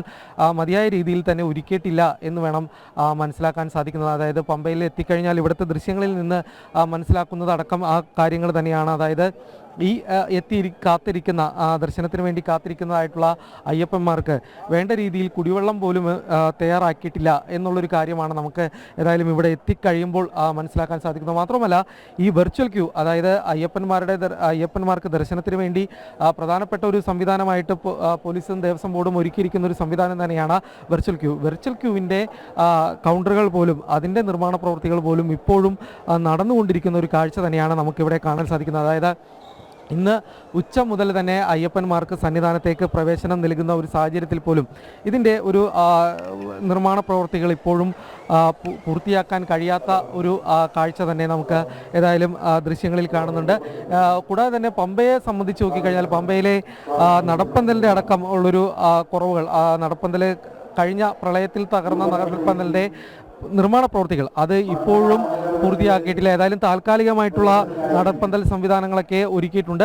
ഏതായാലും നിലവിൽ ഇപ്പോൾ ഒരു തിരക്ക്, അയ്യപ്പ ഭക്തരുടെ ഒരു തിരക്ക് തന്നെയാണ് പമ്പയിൽ അനുഭവപ്പെട്ടുകൊണ്ടിരിക്കുന്നത്. അതെ, ഇപ്പൊ തന്നെ പമ്പയും പമ്പാ ക്ഷേത്ര പരിസരവും എല്ലാം അയ്യപ്പന്മാരെ കൊണ്ട് നിറഞ്ഞു. വൈകിട്ടാണ് അവിടെ സന്നിധാനത്തേക്ക് ഭക്തരെ കയറ്റി വിടുകയുള്ളൂ. ഉച്ചയ്ക്ക് ശേഷം മാത്രമേ ഭക്തരെ അങ്ങോട്ടേക്ക് പ്രവേശിപ്പിക്കുകയുള്ളൂ. പക്ഷേ ഇപ്പോൾ തന്നെ അന്യസംസ്ഥാനത്തു നിന്നുള്ള ഭക്തരടക്കം പമ്പ സവിധം അയ്യപ്പന്മാരെ കൊണ്ട് നിറഞ്ഞിരിക്കുന്ന കാഴ്ചയാണ് നമുക്ക് അത് തന്നെയാണ്. ശബരിമല മണ്ഡല മകരവിളക്ക് തീർത്ഥാടനത്തിനായി ഇന്ന് തുടക്കമാണ്. വൈകിട്ട് 5 മണിക്ക് തന്ത്രിമാരായ കണ്ഠരര് രാജീവര്, കണ്ഠരര് ബ്രഹ്മദത്തൻ എന്നിവരുടെ സാന്നിധ്യത്തിൽ മേൽശാന്തി PN മഹേഷ് നമ്പൂതിരി നട തുറക്കും. നട തുറന്ന് ദീപം തെളിയിച്ച് അയ്യപ്പസ്വാമിയെ ഭക്തജന സാന്നിധ്യം അറിയിക്കും. ആഴി തെളിയിച്ച ശേഷം 18ാം പടിയുടെ വാതിൽ ഭക്തർക്കായി തുറക്കും. നിയുക്ത ശബരിമല മേൽശാന്തി S അരുൺകുമാർ നമ്പൂതിരി, മാളികപ്പുറം മേൽശാന്തി വാസുദേവൻ നമ്പൂതിരി എന്നിവർ ആകും ആദ്യം 18ാം പടി കയറുക. ഇനി നമുക്ക് മറ്റ് വാർത്തകളിലേക്ക് കൂടി എത്തേണ്ടതുണ്ട്. ഇനി നമുക്ക് കൽപ്പാത്തി രഥോത്സവത്തിന്റെ വാർത്തയിലേക്ക് പോകാം. കൽപ്പാത്തിയിൽ ഇന്ന് ദേവരഥ സംഗമം. രാവിലെ ചാത്തപ്പൂരം പ്രസന്ന മഹാഗണപതിയുടെയും ലക്ഷ്മീനാരായണ പെരുമാളിൻ്റെയും രഥങ്ങൾ കൂടി പ്രയാണം ആരംഭിക്കും. തുടർന്ന് വൈകിട്ട് ദേവീദേവന്മാരുടെ 6 രഥങ്ങളും തേരുമുട്ടിയിൽ സംഗമിക്കും. ഉത്സവത്തിൻ്റെ ഏറ്റവും പ്രധാന ചടങ്ങായ ദേവരഥ സംഗമം കാണാൻ 10,000-കണക്കിന് ആളുകളാണ് കൽപ്പാത്തിയിലേക്ക് ഇന്ന് ഒഴുകിയെത്തുന്നത്. വിവരങ്ങളുമായി ലക്ഷ്മീനാരായണ പെരുമാൾ ക്ഷേത്രത്തിൽ നിന്നും അരുണാലത്തൂർ, അതേപോലെ തന്നെ ശിവദാസ് കന്മനം എന്നിവർ ചേർന്നു. ഇരുവർക്കും കൽപ്പാത്തി രഥോത്സവ ആശംസകൾ. നമ്മൾ സ്വാമി ശരണം കഴിഞ്ഞിട്ട് നേരെ കൽപ്പാത്തിയിലേക്കാണ് വരുന്നത്. പറയൂ ഇന്ന് ദേവരഥത്തിൻ്റെ വിശേഷങ്ങൾ. അരുണാലത്തൂരും ശിവദാസ് കന്മനവും. വിനോദ, കൽപ്പാത്തി അഗ്രഹാരം മുഴുവൻ ഈ ഒരു പ്രഭാതത്തിൽ ഭക്തി സാന്ദ്രമാണ്. ഏതായാലും കൽപ്പാത്തിയിൽ വിനോദ് സൂചിപ്പിച്ചതുപോലെ തന്നെ കൽപ്പാത്തി രഥോത്സവത്തിലെ ഏറ്റവും പ്രധാന ദിവസമാണ് ഇന്നാണ് കൽപ്പാത്തിയിൽ ദേവരഥ സംഗമം ഉൾപ്പെടെ നടക്കുക. ഞാനിപ്പോൾ നിൽക്കുന്നത് ഇന്ന് പ്രധാന ചടങ്ങ് നടക്കുന്ന ലക്ഷ്മി നാരായണ പെരുമാൾ ക്ഷേത്രത്തിന് മുൻവശത്താണ്. ലക്ഷ്മി നാരായണ പെരുമാൾ ക്ഷേത്രത്തിലെ ഭഗവാന്റെ ആ ഒരു രഥം അത് പ്രയാണം ഒരു 10:30-നും 11:30-നും ഇടയിൽ ആരംഭിക്കും. ഒപ്പം തന്നെ അതേ സമയത്ത് 10:30-നും 11:30-നും ഇടയിൽ തന്നെയാണ് ചാത്തപ്പുരം പ്രസന്ന മഹാഗണപതി ക്ഷേത്രത്തിലെ രഥങ്ങളുടെ പ്രയാണവും കൽപ്പാത്തിയിൽ ആരംഭിക്കുക എന്നുള്ളതാണ്. ഏതായാലും കൽപ്പാത്തി അഗ്രഹാരത്തിൽ കഴിഞ്ഞ 10 ദിവസമായി അഗ്രഹാരം മുഴുവൻ ഭക്തിസാന്ദ്രമാണ്, വേദമന്ത്ര മുഖരിതമാണ്. നമുക്കറിയാം കേരളത്തിൽ ഏറ്റവും പ്രധാനപ്പെട്ട ഉത്സവങ്ങളിൽ ഒന്നാണ് കൽപ്പാത്തി രഥോത്സവം. ആ കൽപ്പാത്തി രഥോത്സവത്തെ സംബന്ധിച്ചിടത്തോളം സംബന്ധിച്ചിടത്തോളം കേരളത്തിൽ മറ്റൊരിടത്തും ഇത്തരത്തിലുള്ള ആചാര അനുഷ്ഠാനങ്ങളോ അല്ലെങ്കിൽ ഉത്സവ രീതികളോ ഒന്നും നമുക്ക് കാണാൻ കഴിയില്ല. അത് കൽപ്പാത്തിയിൽ മാത്രമേ കാണാൻ കഴിയുള്ളൂ എന്നുള്ളതാണ്. തമിഴ്നാട്ടിലെ മയിലാടുതുറയിലെ മയൂരനാഥ ക്ഷേത്രമുണ്ട്. ആ ക്ഷേത്രത്തിലെ രഥോത്സവവും അതിനെ ചിട്ടപ്പെടുത്തിയ രീതികളുമുണ്ട്. അതേ രീതികളിലാണ് കൽപ്പാത്തിയിലെ ഈ ഉത്സവവും നടക്കുന്നത് എന്നുള്ളതാണ് ഏറ്റവും പ്രത്യേകത.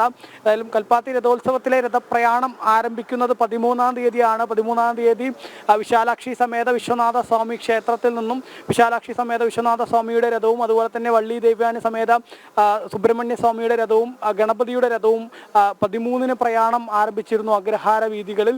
അതിനുശേഷം ഇന്നലെ മന്തക്കര മഹാഗണപതിയുടെ രഥവും പ്രയാണം ആരംഭിച്ചിരുന്നു. അങ്ങനെ 4 രഥങ്ങളായിരുന്നു ഇന്നലെ വരെ അഗ്രഹാര വീതികളിൽ പ്രയാണം ആരംഭിച്ചിട്ടുണ്ടായിരുന്നത്.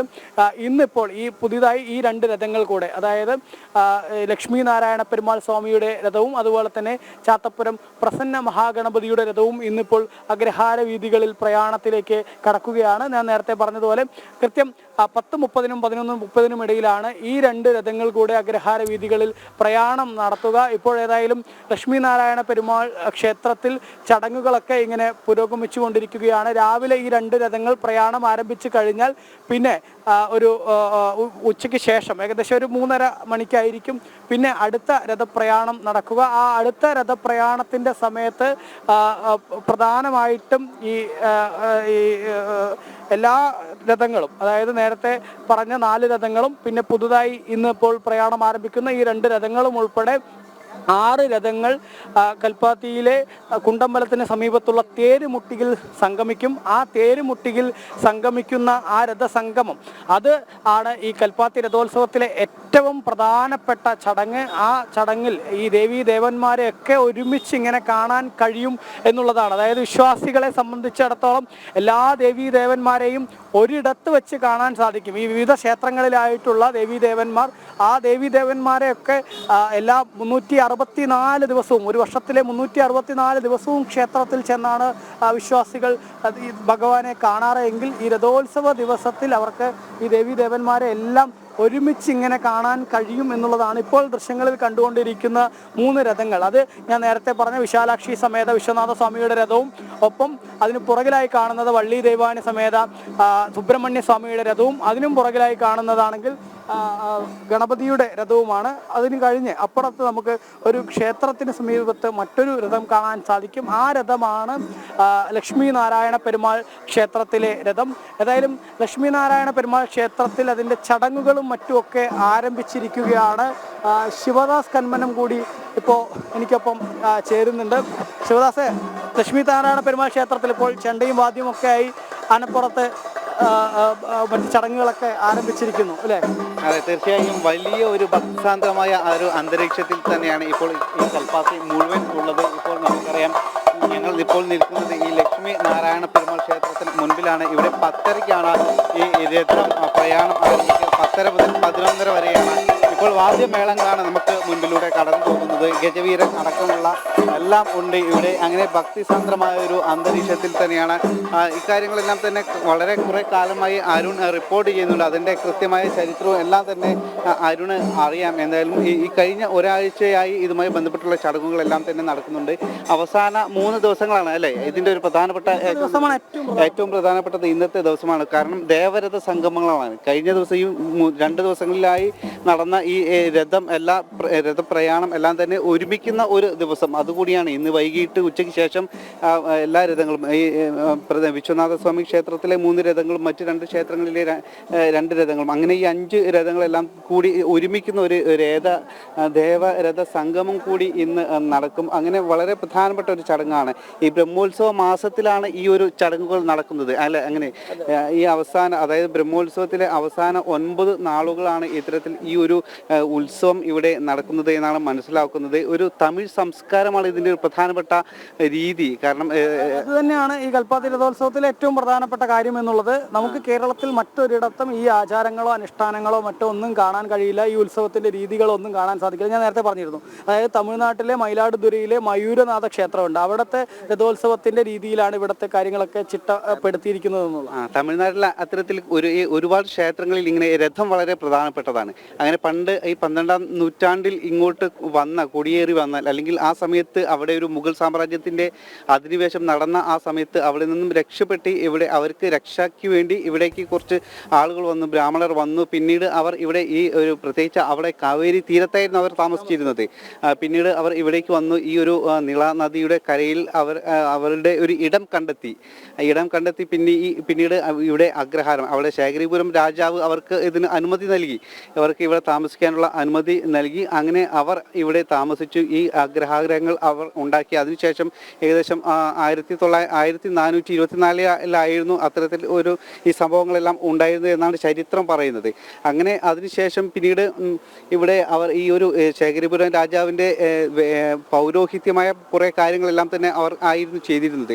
അന്ന് ഇവിടെ ഉണ്ടായിരുന്ന ബ്രാഹ്മണർക്ക് ചില കാരണങ്ങൾ കൊണ്ട് അവർക്കത് കാര്യങ്ങളെല്ലാം തന്നെ ചെയ്യാൻ കഴിഞ്ഞിരുന്നില്ല. പക്ഷേ ഇവർ ഈ തമിഴ്നാട്ടിൽ നിന്നും വന്ന ഇവർ വേദപണ്ഡിതരും സംഗീതജ്ഞരും എല്ലാം തന്നെ ആയിരുന്നു അല്ലേ? അങ്ങനെയല്ല ഇതിന്റെ ചരിത്രം. കാരണം കുറെ കാലമായി അരുൺ ഈ കാര്യങ്ങളെല്ലാം തന്നെ റിപ്പോർട്ട് ചരിത്രപരമായ നദിയുടെ തീരത്താണ് ഇവർ വന്ന്, അതായത് അവിടെ കാവേരി നദിയുടെ ആണെങ്കിൽ ഇവിടെ കൽപ്പാത്തി നദിയുടെ തീരത്ത് വന്നാണ് ഇവർ ഇങ്ങനെ താമസിക്കുന്നത്.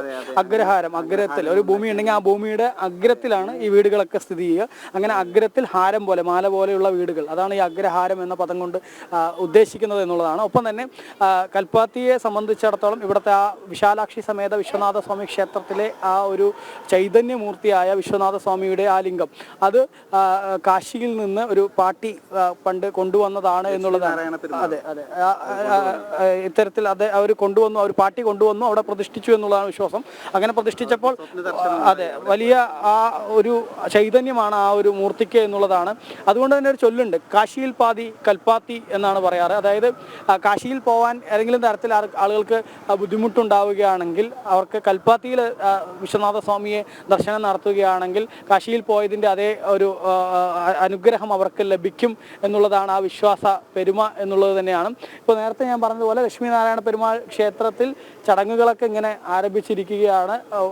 ഈ ലക്ഷ്മീനാരായണ പെരുമാൾ ക്ഷേത്രവും ക്ഷേത്ര പരിസരവും ഒക്കെ ഇങ്ങനെ സജീവമായി കൊണ്ടിരിക്കുകയാണ്. ചാത്തപ്പുരം പ്രസന്ന മഹാഗണപതി ക്ഷേത്രത്തിലും സമാന രീതിയിൽ തന്നെയാണ് എല്ലാ ഒരുക്കങ്ങളും ഇങ്ങനെ പുരോഗമിച്ചു കൊണ്ടിരിക്കുകയാണ്. രഥോത്സവത്തിലെ കാഴ്ചകൾ കാണുന്നതിന് മുൻ വർഷങ്ങളെയൊക്കെ അപേക്ഷിച്ച് നോക്കുമ്പോൾ വലിയ തിരക്ക് ഇത്തവണ അനുഭവപ്പെടുന്നു എന്നുള്ളത് വളരെ ഒരു പ്രത്യേകതയുള്ള കാര്യമാണ്. കാരണം തെരഞ്ഞെടുപ്പ് പശ്ചാത്തലത്തിൽ ഈ രഥോത്സവം വന്നതുകൊണ്ടായിരിക്കണം കഴിഞ്ഞ വർഷങ്ങളെയൊക്കെ അപേക്ഷിച്ച് നോക്കുമ്പോൾ തിരക്കൽപ്പം കഴിഞ്ഞ 2 ദിവസങ്ങളിലും കൂടുതലാണ്. അതിൽ തന്നെ രഥോത്സവത്തിന് എത്തിയിട്ടുള്ള ആളുകളിൽ അധികവും കേരളത്തിൻ്റെ വിവിധ ഭാഗങ്ങളിൽ നിന്ന് ഈ രഥോത്സവം കാണുന്നതിന് വേണ്ടി എത്തിയിട്ടുള്ള ആളുകളാണ് എന്നുള്ളതാണ്. അതായത് അത്രയേറെ ആളുകൾ ഈ ഒരു വ്യത്യസ്തമായ ചടങ്ങും അതിൻ്റെ ഉത്സവത്തിൻ്റെ അതെല്ലാം ആഘോഷിക്കുന്നതിന് വേണ്ടി വിവിധ നാടുകളിൽ നിന്നിങ്ങനെ കൽപ്പാത്തിയിലേക്ക് ഒഴുകിയെത്തുന്നു എന്നുള്ളതാണ് നമുക്ക് മനസ്സിലാക്കാൻ സാധിക്കുന്നത്. ഏതായാലും ഞാൻ നേരത്തെ പറഞ്ഞതുപോലെ കൽപ്പാത്തി രഥോത്സവത്തിലെ ഏറ്റവും പ്രധാനപ്പെട്ട ചടങ്ങുകളിൽ ഒന്ന് ദേവരഥ സംഗമമാണ്. ഏറ്റവും പ്രധാനപ്പെട്ട ചടങ്ങ് ദേവരഥ സംഗമമാണ്. ആ ദേവരഥ സംഗമം ഇന്ന് നടക്കുമ്പോൾ അതിന് മുന്നോടിയായി ഇന്നിപ്പോൾ 2 രഥങ്ങൾ കൂടെ ഇങ്ങനെ അഗ്രഹാര വീതികളിലേക്ക് പ്രയാണം നടക്കുന്നതിന് വേണ്ടിയുള്ള ഒരുക്കങ്ങൾ പുരോഗമിച്ചു കൊണ്ടിരിക്കുകയാണ്. ലക്ഷ്മീനാരായണ പെരുമാൾ ക്ഷേത്രത്തിൽ ഭഗവാന്റെ രഥം കൃത്യം ഒരു 10:30 മുതൽ 11:30 വരെയുള്ള സമയമാണ് മുഹൂർത്തം. ഓരോ രഥങ്ങളും പ്രയാണം നടത്തുമ്പോൾ രഥാരോഹണത്തിനും മറ്റുമൊക്കെ കൃത്യമായ മുഹൂർത്തങ്ങളുണ്ട്. ആ മുഹൂർത്തങ്ങളിലാണ് ഈ ദേവീ ദേവന്മാർ രഥത്തിൽ ഏറുകയും പിന്നീട് രഥപ്രയാണം നടത്തുകയും ഒക്കെ ചെയ്യുക. ഏതായാലും ഈ രഥം അലങ്കരിക്കുന്ന നടപടികളും ഇപ്പോൾ അതും പുരോഗമിച്ചുകൊണ്ടിരിക്കുന്നുണ്ട്. ഒരു ഭാഗത്ത് ക്ഷേത്രത്തിലെ ഉത്സവ കമ്മിറ്റിയുടെയും മറ്റുമൊക്കെ നേതൃത്വത്തിൽ ഈ രഥം അലങ്കരിക്കുന്ന കാര്യങ്ങളും മറ്റുമൊക്കെ ചെയ്തുകൊണ്ടിരിക്കുന്നുണ്ട്.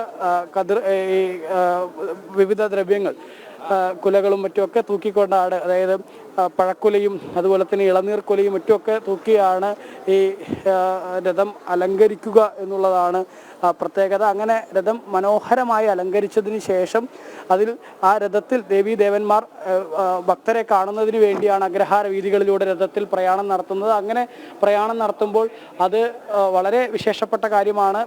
ആ രഥത്തിലൊന്ന് തൊടുക എന്നുള്ളത് പോലും മഹാഭാഗ്യമായിട്ടാണ് വിശ്വാസികൾ കരുതുന്നത്.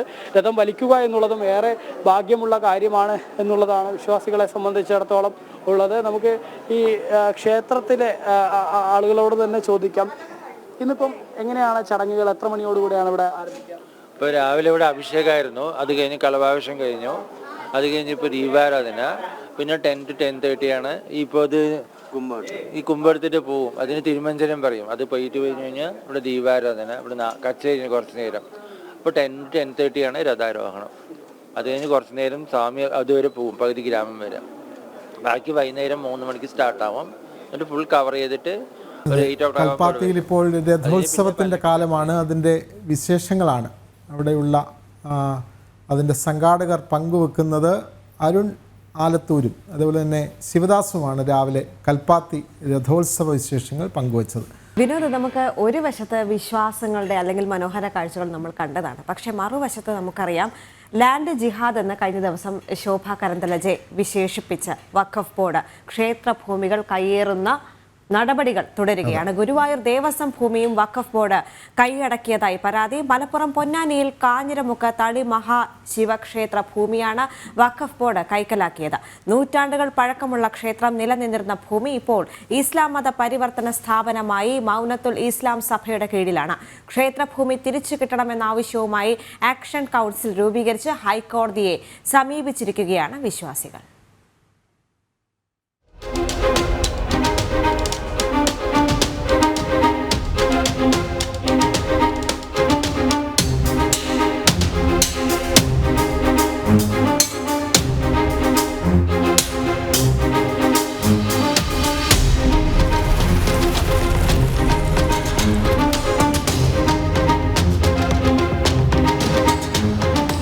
കേരളത്തിലെ തളിക്ഷേത്രങ്ങളിൽ പ്രധാനപ്പെട്ടതാണ് കാഞ്ഞിരമുക്ക് തളി മഹാശിവക്ഷേത്രം. 19-ാം നൂറ്റാണ്ടിന്റെ തുടക്കത്തിൽ തകർക്കപ്പെട്ട ക്ഷേത്രം ഇപ്പോൾ പൂർണ്ണമായും അപ്രത്യക്ഷമായിരിക്കുകയാണ്. 1990-കളിൽ ഈ ഭൂമിയിൽ ക്ഷേത്രാവശിഷ്ടങ്ങൾ കാണാമായിരുന്നെങ്കിൽ ഇന്ന് ആ സ്ഥാനത്ത് ഇസ്ലാം മതപരിവർത്തന സ്ഥാപനമായ മൗനത്തുൽ ഇസ്ലാം സഭയുടെ പ്രവർത്തനമാണ് നടക്കുന്നത്. ഗുരുവായൂർ ദേവസ്വം ഊരാളരായ മല്ലിശ്ശേരി മണിയും കോഴിക്കോട് സാമൂതിരിയും ഭരണനിർവഹണം നടത്തിയ 2 ഏക്കർ 15 സെന്റ് ഭൂമിയാണ് അന്യാധീനപ്പെട്ടതായി പരാതി ഉയർന്നിരിക്കുന്നത്. ക്ഷേത്രഭൂമി വീണ്ടെടുക്കാൻ തളി മഹാദേവ ക്ഷേത്ര ആക്ഷൻ കൗൺസിൽ രൂപീകരിച്ച് കോടതിയെ സമീപിച്ചിരിക്കുകയാണ് വിശ്വാസികൾ. ഞാൻ നേരിട്ട് കണ്ടാണ് ഈ ക്ഷേത്രം. നമുക്ക് തന്നെ അറിയാം, ക്ഷേത്രം ഏകദേശം പൊളിഞ്ഞു കിടക്കുന്നത്. അതിൻ്റെ പഴയ ഓടുകൾ, മാറോടുകളാണ് അതിൻ്റെ മേൽക്കൂരകൾ ഉണ്ടായിരുന്നത്. അത് പൊളിഞ്ഞു കിടക്കുന്നുണ്ട്. അതിൻ്റെ വലിയ ശിലകൾ, കരിങ്കല്ലിൻ്റെ ശില. ഈ പ്രധാന ക്ഷേത്രം എന്ന് പറഞ്ഞാൽ ഈ കരിങ്കല്ലാണ്. അതിൻ്റെ ചുറ്റമ്പലമുണ്ട്, പിന്നെ അതിൻ്റെ മതിലുണ്ട്. ഞാൻ കാണുമ്പോൾ ശരിക്കും എൻ്റെ ഈ എന്തെന്ന് പറഞ്ഞിട്ട് പ്രധാന ക്ഷേത്രം പൊളിഞ്ഞു കിടക്കുന്നുണ്ട്. അതിൻ്റെ ചുറ്റമ്പലത്തിൻ്റെ തറകൾ, അങ്ങനെ കുറേ കാര്യങ്ങൾ കിടക്കുന്നുണ്ട്. അതിൻ്റെ കിണറുകളുണ്ട്. ഇപ്പോൾ ഈ അടുത്ത കാലത്ത് 1998-99 കാലഘട്ടത്തിലാണ് ഇത് മുഴുവനായിട്ടും ഈ ക്ഷേത്രത്തിൻ്റെ അവശിഷ്ടങ്ങളും മറ്റു കാര്യങ്ങളൊക്കെ നീക്കം ചെയ്തവർ. ആ ക്ഷേത്രം ഒരു സുപ്രഭാതത്തിൽ മൗനത്തുൽ ഇസ്ലാം സഭ രാത്രിയിൽ ഏകദേശം 2 ദിവസം വെച്ചിട്ടാണ് രാത്രി കാലത്ത് 12 മണിക്ക് ശേഷമാണ് അവർ പൊളിച്ചിട്ട് ആ ശിലകൾ കംപ്ലീറ്റ് അവിടെയുള്ള കിണറുകളാണ് ഇട്ടുള്ളത്. വലിയ കിണർ, വലിയ ശിലയാണ്, കരിങ്കല്ലിൻ്റെ ശിലയാണ്. കരിങ്കല്ലിൻ്റെ പ്രധാന ക്ഷേത്രം കരിങ്കല്ലായ കാരണം ആ ശിലകൾ കംപ്ലീറ്റ് അവിടെ മൂടിയിരിക്കുകയാണ്. 1937-ൽ ആമുനുമ എന്ന വ്യക്തിയിൽ നിന്ന് കൊങ്ങണ വീട്ടിൽ മുഹമ്മദ് ഈ ഭൂമി വാങ്ങിയതായ രേഖയുണ്ട്. പിന്നീട് മുഹമ്മദിന്റെ ആഗ്രഹപ്രകാരം അത്തക്കം വീട്ടിൽ കുഞ്ഞി മൊയ്തീൻ ഈ ഭൂമി വഖഫ് ചെയ്തതായ ആധാരവും കാണാം. എന്നാൽ ആമിനുമ്മയ്ക്ക് എവിടെ നിന്നാണ് ഭൂമി ലഭിച്ചത് എന്ന് തെളിയിക്കത്തക്ക ഒരു രേഖയും പൊന്നാനി സബ് രജിസ്ട്രാർ ഓഫീസിലില്ല. വിവരാവകാശ നിയമപ്രകാരം ഭൂമിയുടെ മുൻ രേഖകൾ ആവശ്യപ്പെട്ട ആക്ഷൻ കൗൺസിൽ പ്രസിഡന്റ് സജയന് അത്തരമൊരു രേഖ ലഭ്യമായിട്ടുമില്ല. അതിനാൽ വ്യാജരേഖയുണ്ടാക്കി ക്ഷേത്രഭൂമി തട്ടിയെടുക്കുകയായിരുന്നുവെന്ന തളി മഹാദേവ ക്ഷേത്ര ആക്ഷൻ കൗൺസിലിന്റെ വാദത്തിന് ബലമേറുകയാണ്.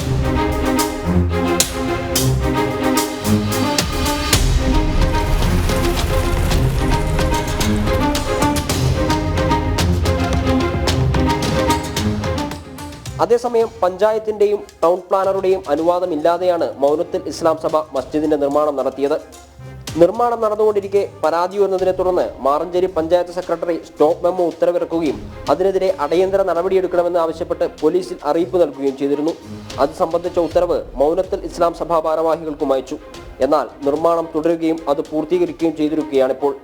എന്നാൽ ക്ഷേത്രഭൂമി വിട്ടുകിട്ടുന്നതുവരെ നിയമപോരാട്ടം തുടരുമെന്നാണ് ആക്ഷൻ കൗൺസിൽ പറയുന്നത്. ജനം, മലപ്പുറം. ഇങ്ങനെ എത്രയോ ക്ഷേത്രഭൂമികളും അതേപോലെ തന്നെ ജനങ്ങൾ അധിവസിക്കുന്ന ഭൂമിയും അതേപോലെ തന്നെ മുനമ്പത്ത് നമ്മൾ കണ്ടതല്ലേ, നിരവധി കുടുംബങ്ങൾ വഴിയാധാരമാക്കപ്പെടുന്ന സാഹചര്യം. ഇതിനെതിരെയാണ് കേന്ദ്ര സർക്കാർ പുതിയ നിയമ ഭേദഗതി കൊണ്ടുവരുന്നത്. പക്ഷേ നമ്മുടെ ഇവിടുത്തെ ഇടത് വലത് മുന്നണികൾ ഒന്നിച്ച് ഭേദഗതി വേണ്ട എന്നാവശ്യപ്പെട്ട് നിയമസഭയിൽ പ്രമേയം പാസ്സാക്കുന്ന സാഹചര്യമൊക്കെയാണ് നിലവിലുള്ളത്. പക്ഷേ എന്തായാലും അത് പാർലമെൻറ്റിൽ അവതരിപ്പിക്കാൻ വേണ്ടി ആ ബില്ല് കൊണ്ടുവന്നു. അതിൽ ചില എതിർപ്പുകൾ വന്നു. അത് പാർലമെൻ്ററി കമ്മിറ്റിക്ക് വിട്ടു.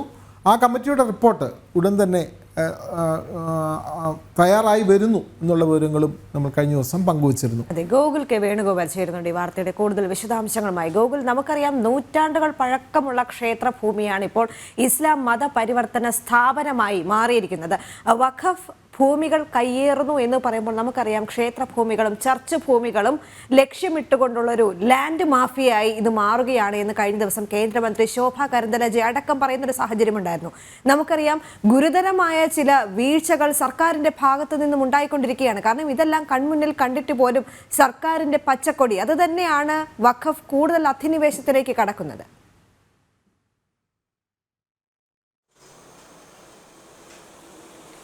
ദേവിക, വിനോദ്, നിങ്ങൾ പറഞ്ഞത് വളരെ വ്യക്തവും കൃത്യവുമായിട്ടുള്ള കാര്യങ്ങളാണ്. ഇത്തരം വിഷയങ്ങളിൽ വഖഫ് അധിനിവേശം എന്ന് പറയുന്ന വിഷയങ്ങളിൽ സർക്കാരിൻ്റെ മൗനസമ്മതമുണ്ട് എന്ന് ഈ തളി ക്ഷേത്രവുമായി ബന്ധപ്പെട്ട പ്രവർത്തനം മനസ്സിലാവുന്ന സമയത്ത്, അല്ലെങ്കിൽ അത് സൂക്ഷിച്ച് നിരീക്ഷിക്കുന്ന സമയത്ത് നമുക്ക് മനസ്സിലാക്കാൻ വേണ്ടി സാധിക്കും. കാരണം 1900 തുടക്കത്തിൽ തകർക്കപ്പെട്ട ഒരു ക്ഷേത്രമാണ് ഈ തളി മഹാശിവക്ഷേത്രം. കാഞ്ഞിരമുക്ക് തളി മഹാശിവക്ഷേത്രം 1900 തുടക്കത്തിൽ തന്നെ പ്രദേശവാസികളായ ചില ആളുകളാൽ തകർക്കപ്പെടുകയും അവിടെ പൂജാതി കാര്യങ്ങളൊക്കെ തടസ്സപ്പെടുകയും ചെയ്യുന്ന ഒരു സാഹചര്യം ഉണ്ടായിരുന്നു. പിന്നീട് പതിറ്റാണ്ടുകൾ ആ ഭൂമി അല്ലെങ്കിൽ ആ ക്ഷേത്രം ആരാധനാ സമ്പ്രദായങ്ങൾക്ക് വിധേയമായിരുന്നില്ല, തകർക്കപ്പെട്ട രീതിയിലായിരുന്നു നിലനിന്നിരുന്നത്. ഇതിനിടയിലാണ് ഇത്തരത്തിലൊരു ക്ഷേത്രം തകർക്കപ്പെട്ട നിലയിൽ നിലനിൽക്കുന്നു, അവിടെ പൂജാതി കാര്യങ്ങളൊന്നും നടക്കാതിരിക്കുന്ന സമയത്തിലാണ് ഈ വഖഫ് ബോർഡിന്റെ നേതൃത്വത്തിൽ അവിടെയുള്ള ആളുകൾ ആ ഭൂമി കൈവശപ്പെടുത്താനുള്ള ശ്രമം നടത്തിയത്. പിന്നീട് പതിറ്റാണ്ടുകളോളം ആ ക്ഷേത്രം അങ്ങനെ തന്നെ നിലനിന്നു, തകർക്കപ്പെട്ട നിലയിൽ നിലനിൽക്കുന്ന ഒരു സാഹചര്യമാണ് ഉണ്ടായത്. 1996 വരെ ആ ക്ഷേത്രത്തിന്റെ തകർക്കപ്പെട്ട അവശിഷ്ടങ്ങളും ശിലാഫലകങ്ങളും ക്ഷേത്ര സംബന്ധിയായ കാര്യങ്ങളും ഒക്കെ കാണാമായിരുന്നു. 1996 മൗനത്തിൽ ഇസ്ലാം സഭ എന്ന് പറയുന്ന സർക്കാർ അംഗീകാരം തന്നെയുള്ള ഇസ്ലാം മതപരിവർത്തന സ്ഥാപനത്തിന്റെ നേതൃത്വത്തിൽ 2.15 ഏക്കർ ഭൂമി, ഗുരുവായൂർ ദേവസ്വത്തിന്റെ കീഴിലുള്ള 2.15 ഏക്കർ ഭൂമി വലിയ ഓലകളൊക്കെ ഉപയോഗിച്ചുകൊണ്ട് മറച്ച് അതിനുള്ളിലുള്ള ക്ഷേത്രം പൂർണ്ണമായിട്ടും തകർക്കുന്ന ഒരു സാഹചര്യവും അവിടെ ഒരു കെട്ടിട പണിയാൻ ആവശ്യമായിട്ടുള്ള നടപടിയും ഒക്കെ സ്വീകരിക്കുന്ന ഒരു സാഹചര്യം ഉണ്ടായത്.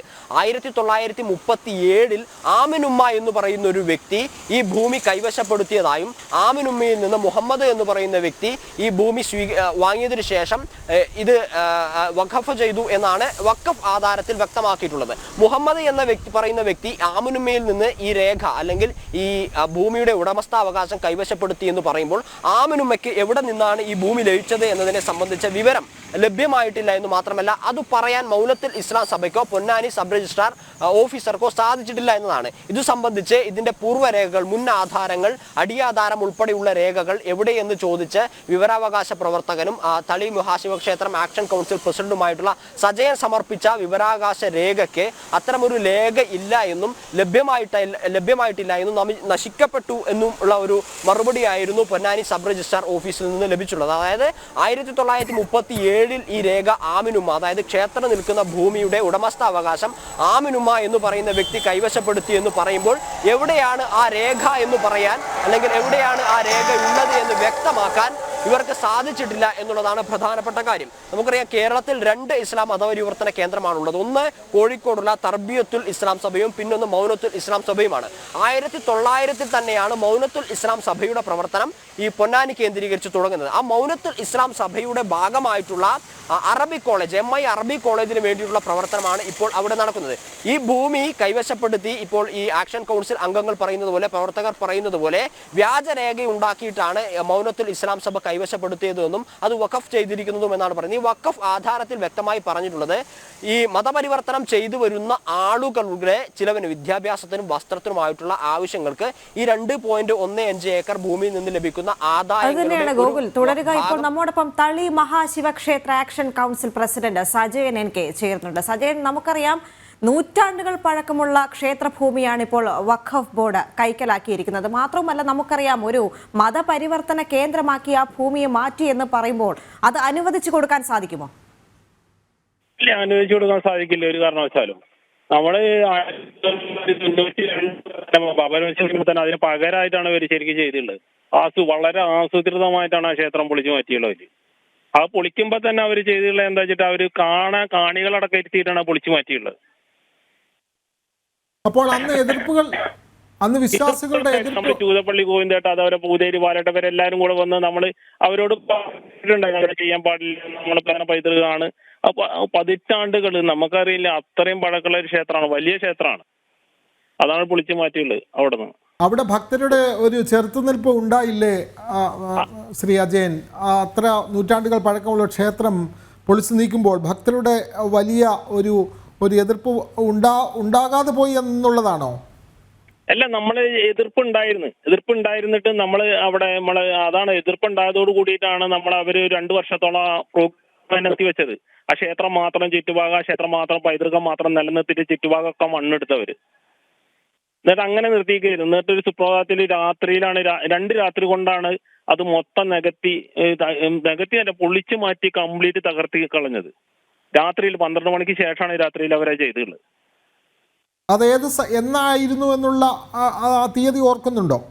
ആ തീയതി 1999 അതും 98 കൂടിയിട്ട് ആ 2 വർഷത്തിന്റെ ആ ഒരു വർഷ ഗ്യാപ്പിൽ ഒരു ഫെബ്രുവരി മാസത്തിലാണ് അവർ ചെയ്തത്. അപ്പോൾ അന്ന് ഹിന്ദു സംഘടനകളൊന്നും ഇക്കാര്യത്തിൽ കൃത്യമായി പ്രതികരിച്ചില്ല എന്നാണ് നമ്മൾ ഇതിൽ നിന്ന് മനസ്സിലാക്കേണ്ടതല്ലേ? അന്ന് സംഘടനകൾ പ്രതികരിക്കാഞ്ഞിട്ടല്ല, അന്ന് പത്രത്തിൽ നമ്മളെ ഈ ജന്മഭൂമി പത്രത്തിലും അതേപോലെ തന്നെ ഈ പുണ്യഭൂമി പത്രത്തിലൊക്കെ അതിന്റെ റിപ്പോർട്ട് വന്നിട്ടുണ്ടായിരുന്നു. 2, 3, 4 വന്നിട്ടുണ്ട്. സജയൻ, അതോടൊപ്പം തന്നെ കഴിഞ്ഞ ദിവസം മുനമ്പത്ത് കേന്ദ്രമന്ത്രി ശോഭ കരന്തലജെ വന്നിരുന്നല്ലോ. കേന്ദ്രമന്ത്രി ഒരു ഉറപ്പ് നൽകിയിട്ടാണ് പോയിരിക്കുന്നത്. കാരണം വഖഫ് നിയമ ഭേദഗതി വരുന്നതോടുകൂടി ഇതിനെല്ലാം ഒരു അറുതിയാകുമെന്ന്. അതിൽ വിശ്വാസമുണ്ടോ? നമുക്ക് നിയമപതി വഖഫ് ബോർഡിനെ എടുത്ത് നമ്മൾ മുന്നേ വഖഫ് ബോർഡിനെ എടുത്ത് കളയണം. നമ്മളെ വഖഫ് ബോർഡിനെ കുറിച്ച് കുറെ കാര്യങ്ങൾ നമ്മൾ ഈ വഖഫ് ആധാരം കണ്ടുവയ്ക്കാൻ തന്നെ നമുക്ക് ഭയങ്കര വിഷമമായി പോയി. ഇത്രയും പുരാതന ക്ഷേത്രം ഇങ്ങനെ ആയിപ്പോയല്ലോ എന്നുള്ളത്. അതിന്റെ പിന്നാലെ 1992 മുതൽ ഇന്നേ വരെ ഞങ്ങൾ അതിന്റെ പിന്നാലെ നടക്കും. അതെങ്ങനെയാ നമ്മളെ ക്ഷേത്രം എന്ത് സംഭവിച്ചു, എങ്ങനെ സംഭവിച്ചു, അത് എങ്ങനെയാണ് ഇവരെ കയ്യിൽ പെട്ടത്, അത് ഈ ക്ഷേത്രം വ്യാജമായ അവർ കൈവശപ്പെടുത്തിയുള്ളെന്ന് ഉറപ്പ് വരുത്തിയതിന്റെ ശേഷം നമ്മൾ ഹൈക്കോടതിയിൽ പോയുള്ളത്. അത് തന്നെയാണ് കഴിഞ്ഞ ദിവസം കേന്ദ്രമന്ത്രി പറഞ്ഞ വാക്കുകൾ വിശ്വാസത്തിൽ എടുക്കുന്നു എന്ന് തന്നെയാണ് വിശ്വാസികൾ കൂടി പറയുന്നത്. കാരണം ഈ ഹൈക്കോടതിയിൽ ആ കേസിന്റെ നടപടിക്രമം ഇപ്പോൾ ഏത് ഘട്ടത്തിലാണ് എന്ന് പറയാൻ കഴിയുന്നുണ്ടോ? ഹൈക്കോടതി ഏകദേശം 12 സിറ്റിങ്ങുകൾ ഏകദേശം കഴിഞ്ഞു. നമ്മളിത് ഈ ക്ഷേത്രത്തിന് 1918 ആക്രമണത്തിനെതിരെ 1918, 1920, 22, 24, 26 ഈ പൊന്നാനി മുനിസിപ്പൽ കോടതി, പാലക്കാട് കോടതിയിലും കേസുണ്ട്. നമ്മളത് കോടതിക്ക് എടുത്ത് രേഖകളും കോടതിക്ക് എടുത്ത് കൊടുത്തിട്ടുണ്ട്. 4 പേര് ക്ഷേത്രം ആക്രമിച്ച് അവർക്കെതിരെ കേസ് എടുത്തിട്ടുണ്ട്. അന്ന് കേസ് കൊടുത്ത ആളുകൾ ഗുരുവായൂർ ദേവസ്വം, അതേപോലെ തന്നെ മലബാർ ജില്ലാ കലക്ടർ, മല്ലിശ്ശേരി മന, സാമൂതിരി ഒക്കെയാണ് കേസ് കൊടുത്തിട്ടുള്ളത്. ഈ ഗുരുവായൂർ ദേവസ്വത്തിന്റെ ഭാഗത്തു നിന്നും ഇക്കാര്യത്തിൽ ഒരു അനാസ്ഥ ഉണ്ടായിട്ടുണ്ടോ? കാരണം ദേവസ്വത്തിന്റെ ഭൂമി, അവരുടെ കൈവശ അവകാശ രേഖ അവർ സൂക്ഷിക്കണം. ഇതൊക്കെ കൃത്യമായി റവന്യൂ അധികാരികളെ ബോധിപ്പിച്ച് ഇത് നിലനിർത്തുന്നതിൽ ഗുരുവായൂർ ദേവസ്വം ബോർഡിന് ഒരു വീഴ്ച ഉണ്ടായി എന്നുകൂടി നമുക്ക് പറയേണ്ടി വരുന്നില്ലേ? ഗുരുവായൂർ ഗുരുതരമായ അനാസ്ഥ ഉണ്ടായുള്ളത്. ഇത്രയും വലിയൊരു ക്ഷേത്രം അത് ഒരു ടീമിന് പതിച്ചു കൊടുക്കുക. പക്ഷെ അവർ പതിച്ചു കൊടുത്തില്ല എന്നാണ് അവർ പറയുന്നത്. ഗുരുവായൂർ ദേവസ്വത്തിന്റെ തഹസിൽദാർ അതേപോലെ തന്നെ അഡ്മിനിസ്റ്റർ ഇവിടെ വന്നിട്ടുണ്ടായിരുന്നു. അവർ കൊടുത്തില്ല എന്നാണ് അവർ നമ്മളോട് പറയുന്നത്.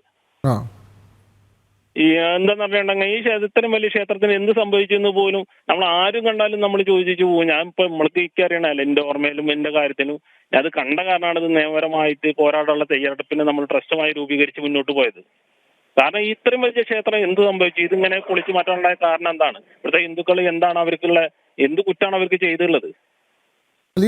പകരം ചെയ്യാന്നുള്ള ഒരു നടപടിക്രമമാണ് ഇവർ ചെയ്തിട്ടുള്ളത്. കേസ് നടക്കുമ്പോൾ ഇതിവിടെ പൊളിച്ചു മാറ്റണം. ഈ ക്ഷേത്രം ജീർണിച്ചു പോയത് എങ്ങനെയാണ്? പൂജ മുടങ്ങി കിടക്കുന്ന ഒരു സാഹചര്യത്തിലാണോ ഇത് ഒരു കയ്യേറ്റം നടന്നത്? ഈ പൂജ മുടങ്ങിയ സാഹചര്യത്തിൽ പക്ഷേ ഇതിന് കേസ് നമ്മൾ ഇത് നോക്കിച്ച് നോക്കുമ്പോൾ 1918 ഇത് കേസ് നടന്നുണ്ട്. ഈ കേസ് നടന്നുള്ളതാണ് മല്ലിശ്ശേരി മല കൃഷ്ണ നമ്പൂതിരി അമ്മ ഉണ്ണിക്കാളി എന്ന് പറഞ്ഞ ഒരു മൈനറാണിത്. അവര് ഈ 4 അന്ന് കലക്ടർ, അതേപോലെ ട്രസ്റ്റ്, ദേവസ്വം ട്രസ്റ്റിയാണ് അവര്, അതുപോലെ സാമൂതിരി, ഇവരൊക്കെ കേസ് കൊടുക്കുമ്പോൾ എത്രത്തോളം വ്യാപ്തി ഉണ്ട് അതിനെന്നുള്ളത് നമുക്ക് മനസ്സിലാവാൻ കഴിയും. അതെ, അങ്ങനെ തന്നെയാണ്. ക്ഷേത്രത്തിന്റെ ഗുരുവായൂർ ദേവസ്വത്തിന്റെ ഉടമസ്ഥതയിലുള്ള ഒരു ക്ഷേത്രഭൂമിയാണ് ഇത്തരത്തിൽ വഖഫ് ബോർഡ് തട്ടിയെടുത്തത്. അതും ഈ അധികം വർഷമായിട്ടില്ല അല്ലേ? 99 അല്ലേ? ആ വർഷമല്ലേ പറഞ്ഞത്? 98, 99 വർഷത്തിലാണ്. അതെ, അത്തരത്തിലൊരു ഭൂമി കയ്യേറ്റം നടന്നത്. അതിൻ്റെ കേസ് ഇപ്പോഴും ഹൈക്കോടതിയിൽ തുടരുന്നു. അതെ, ഗോകുൽ കെ വേണുഗോപാൽ ചേരുന്നുണ്ട്. ഗോകുൽ, നമുക്കറിയാം അദ്ദേഹം പ്രതികരിച്ചത് ഇങ്ങനെ തന്നെയാണ്. കാരണം ഇതിൽ വലിയൊരു പിഴവാണ് സംഭവിച്ചിരിക്കുന്നത്. കാരണം നൂറ്റാണ്ടുകൾ പഴക്കമുള്ള ഒരു ക്ഷേത്ര ഭൂമി അത് കയ്യേറിയത് മാത്രവുമല്ല, അതൊരു മതപരിവർത്തന കേന്ദ്രമാക്കി കൂടി മാറ്റിയിരിക്കുകയാണ്. ഇതൊരിക്കലും അനുവദിച്ചു കൊടുക്കാൻ സാധിക്കില്ല എന്നാണ് അദ്ദേഹം പറഞ്ഞു വെക്കുന്നത്. അതോടൊപ്പം തന്നെ അദ്ദേഹം പറയുന്നത്, നമ്മൾ ചോദിച്ചിരുന്നു കഴിഞ്ഞ ദിവസം മുനമ്പത്ത് കേന്ദ്രമന്ത്രി എത്തി ഒരു ഉറപ്പ് നൽകിയിരുന്നു. അതിൽ വിശ്വാസമുണ്ടോ എന്ന്? തീർച്ചയായും അതിൽ തന്നെയാണ് വിശ്വാസം. കാരണം വഖഫ് എന്ന് പറയുന്ന ഒരു സമ്പ്രദായം ഇവിടെ നിന്ന് എടുത്തു മാറ്റിയാൽ മാത്രമേ ഇത്തരത്തിൽ മറ്റ് വിശ്വാസികൾക്ക് മുന്നോട്ട് പോകാൻ സാധിക്കുകയുള്ളൂ എന്നുകൂടി അദ്ദേഹം പറഞ്ഞു വയ്ക്കുന്നുണ്ട്.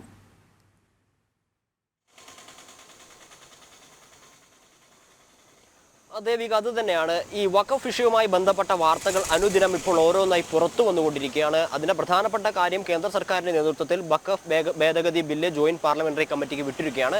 മറ്റൊന്ന്, ഇതുമായി ബന്ധപ്പെട്ട വിഷയങ്ങളിൽ ഈ ഭൂമി തിരിച്ചു കിട്ടാനുള്ള സാധ്യതയുണ്ട് എന്ന ഒരു വിശ്വാസം ഇത്തരത്തിൽ ഈ ഭൂമി നഷ്ടപ്പെട്ട ആളുകൾക്ക് ഉണ്ടായിരിക്കുന്നു. അത് ജനം ടി.വിയിൽ കൂടി നിരന്തരം പുറത്തു വന്നുകൊണ്ടിരിക്കുന്നു. മറ്റു മാധ്യമങ്ങളൊക്കെ അത്തരം വാർത്തകൾ കൈയൊഴുകുകയാണെങ്കിലും കണ്ടില്ലെന്ന് അടിക്കുകയാണെങ്കിലും ജനം ടി.വിയിൽ കൂടി നിരന്തരം വാർത്തകൾ പുറത്തു വന്നുകൊണ്ടിരിക്കുന്നു. അത് ഏറ്റെടുക്കാൻ ഒരു മാധ്യമ സ്ഥാപനം മുന്നോട്ടേക്ക് വന്നിരിക്കുന്നു എന്നതും ഇവരെ സംബന്ധിച്ചിടത്തോളം ആശ്വാസം നൽകുന്ന ഒരു കാര്യമാണ്. ഇപ്പോൾ നമ്മൾ ഈ പറഞ്ഞ പൊന്നാനിയിലെ തളി മഹാശിവക്ഷേത്രത്തിന്റെ ഒരു ചരിത്രം പരിശോധിക്കുകയാണെങ്കിൽ, അല്ലെങ്കിൽ അത് എങ്ങനെ വഖഫ് ഭൂമിയായി എന്നും അത് എങ്ങനെയാണ് ഈ ഇസ്ലാം മതപരിവർത്തന സ്ഥാപനത്തിന്റെ കയ്യിലെത്തിയത് എന്ന് പരിശോധിക്കുകയാണെങ്കിൽ, ഒരു 100-108 വർഷത്തെ ചരിത്രം പുറകിലേക്ക് പരിശോധിക്കുകയാണെങ്കിൽ 1900 തുടക്കത്തിലാണ് ഈ ക്ഷേത്രം പ്രദേശവാസികളായ 4-5 ആളുകൾ ചേർന്ന് തകർക്കപ്പെടുന്നത്. അതായത് 1918 കൂടിയിട്ട് ഈ ക്ഷേത്രം താൽക്കാലികമായി അല്ലെങ്കിൽ ചെറിയ രീതിയിൽ തകർക്കപ്പെടുന്നുണ്ട്. ആ തകർക്കപ്പെട്ടതിന് ശേഷം അവിടെ പൂജാതി കർമ്മങ്ങൾ മുടങ്ങുന്ന ഒരു സാഹചര്യമാണുള്ളത്. 1918 ഈ ക്ഷേത്രം തകർക്കപ്പെടുന്നു. 18-ലും 22-ലും 26-ലും ഒക്കെ ഈ ക്ഷേത്രം തകർത്തതുമായി ബന്ധപ്പെട്ട ഒരു കേസ് ഫയൽ ചെയ്യപ്പെടുന്നുണ്ട്. പക്ഷേ ഈ കേസ് ഫയൽ ചെയ്യപ്പെടുമ്പോൾ തന്നെ ക്ഷേത്രം അനാഥപ്പെടുന്ന ഒരു സാഹചര്യമുണ്ട്. കാരണം ക്ഷേത്രം തിരിഞ്ഞു നോക്കാൻ ഇല്ലാത്ത ഒരു സാഹചര്യം അവിടെ ഉണ്ടായിപ്പോയി. നിർഭാഗ്യവശാൽ അത്തരത്തിലൊരു സാഹചര്യം അവിടെ ഉണ്ടായി. അത് മറ്റുള്ള ആളുകൾ മുതലെടുത്തു എന്ന് വേണം മനസ്സിലാക്കാൻ. അതായത് 1918 ക്ഷേത്രം തകർക്കപ്പെടുന്നു. 1937 ഈ ക്ഷേത്രം നിന്ന 2.15 ഏക്കർ ഭൂമി ആമിനുമ്മ എന്ന് പറയുന്ന വ്യക്തി കൈക്കലാക്കി എന്നതിനെ സംബന്ധിച്ച ഒരു രേഖ തയ്യാറാക്കുന്നു. ആ ആമിനുമ്മ മറ്റൊരാൾക്ക്, കൊങ്ങണം വീട്ടിൽ മുഹമ്മദ് എന്ന് പറയുന്ന വ്യക്തിക്ക് ആ ഭൂമി മറിച്ചു വിറ്റതായും രേഖയുണ്ടാക്കുന്നു. പിന്നീട് 1958 ഈ ഭൂമി വഖഫ് ചെയ്തതായിട്ടുള്ള വഖഫ് ആധാരം നിലവിൽ വരുന്നത്. ഈ വഖഫ് ആധാരത്തിലാണ് ഈ ആമിനുമ്മയുടെയും കൊങ്ങണം വീട്ടിൽ മുഹമ്മദിന്റെയും ഒക്കെ ഈ ഭൂമിയുടെ ഉടമസ്ഥാവകാശം സംബന്ധിച്ച കാര്യങ്ങൾ പറയുന്നത്. അതല്ല, അതേ പൊന്നാനി സബ് രജിസ്ട്രാർ ഓഫീസിൽ ഇതുമായി ബന്ധപ്പെട്ട മറ്റു രേഖകളൊന്നുമില്ല.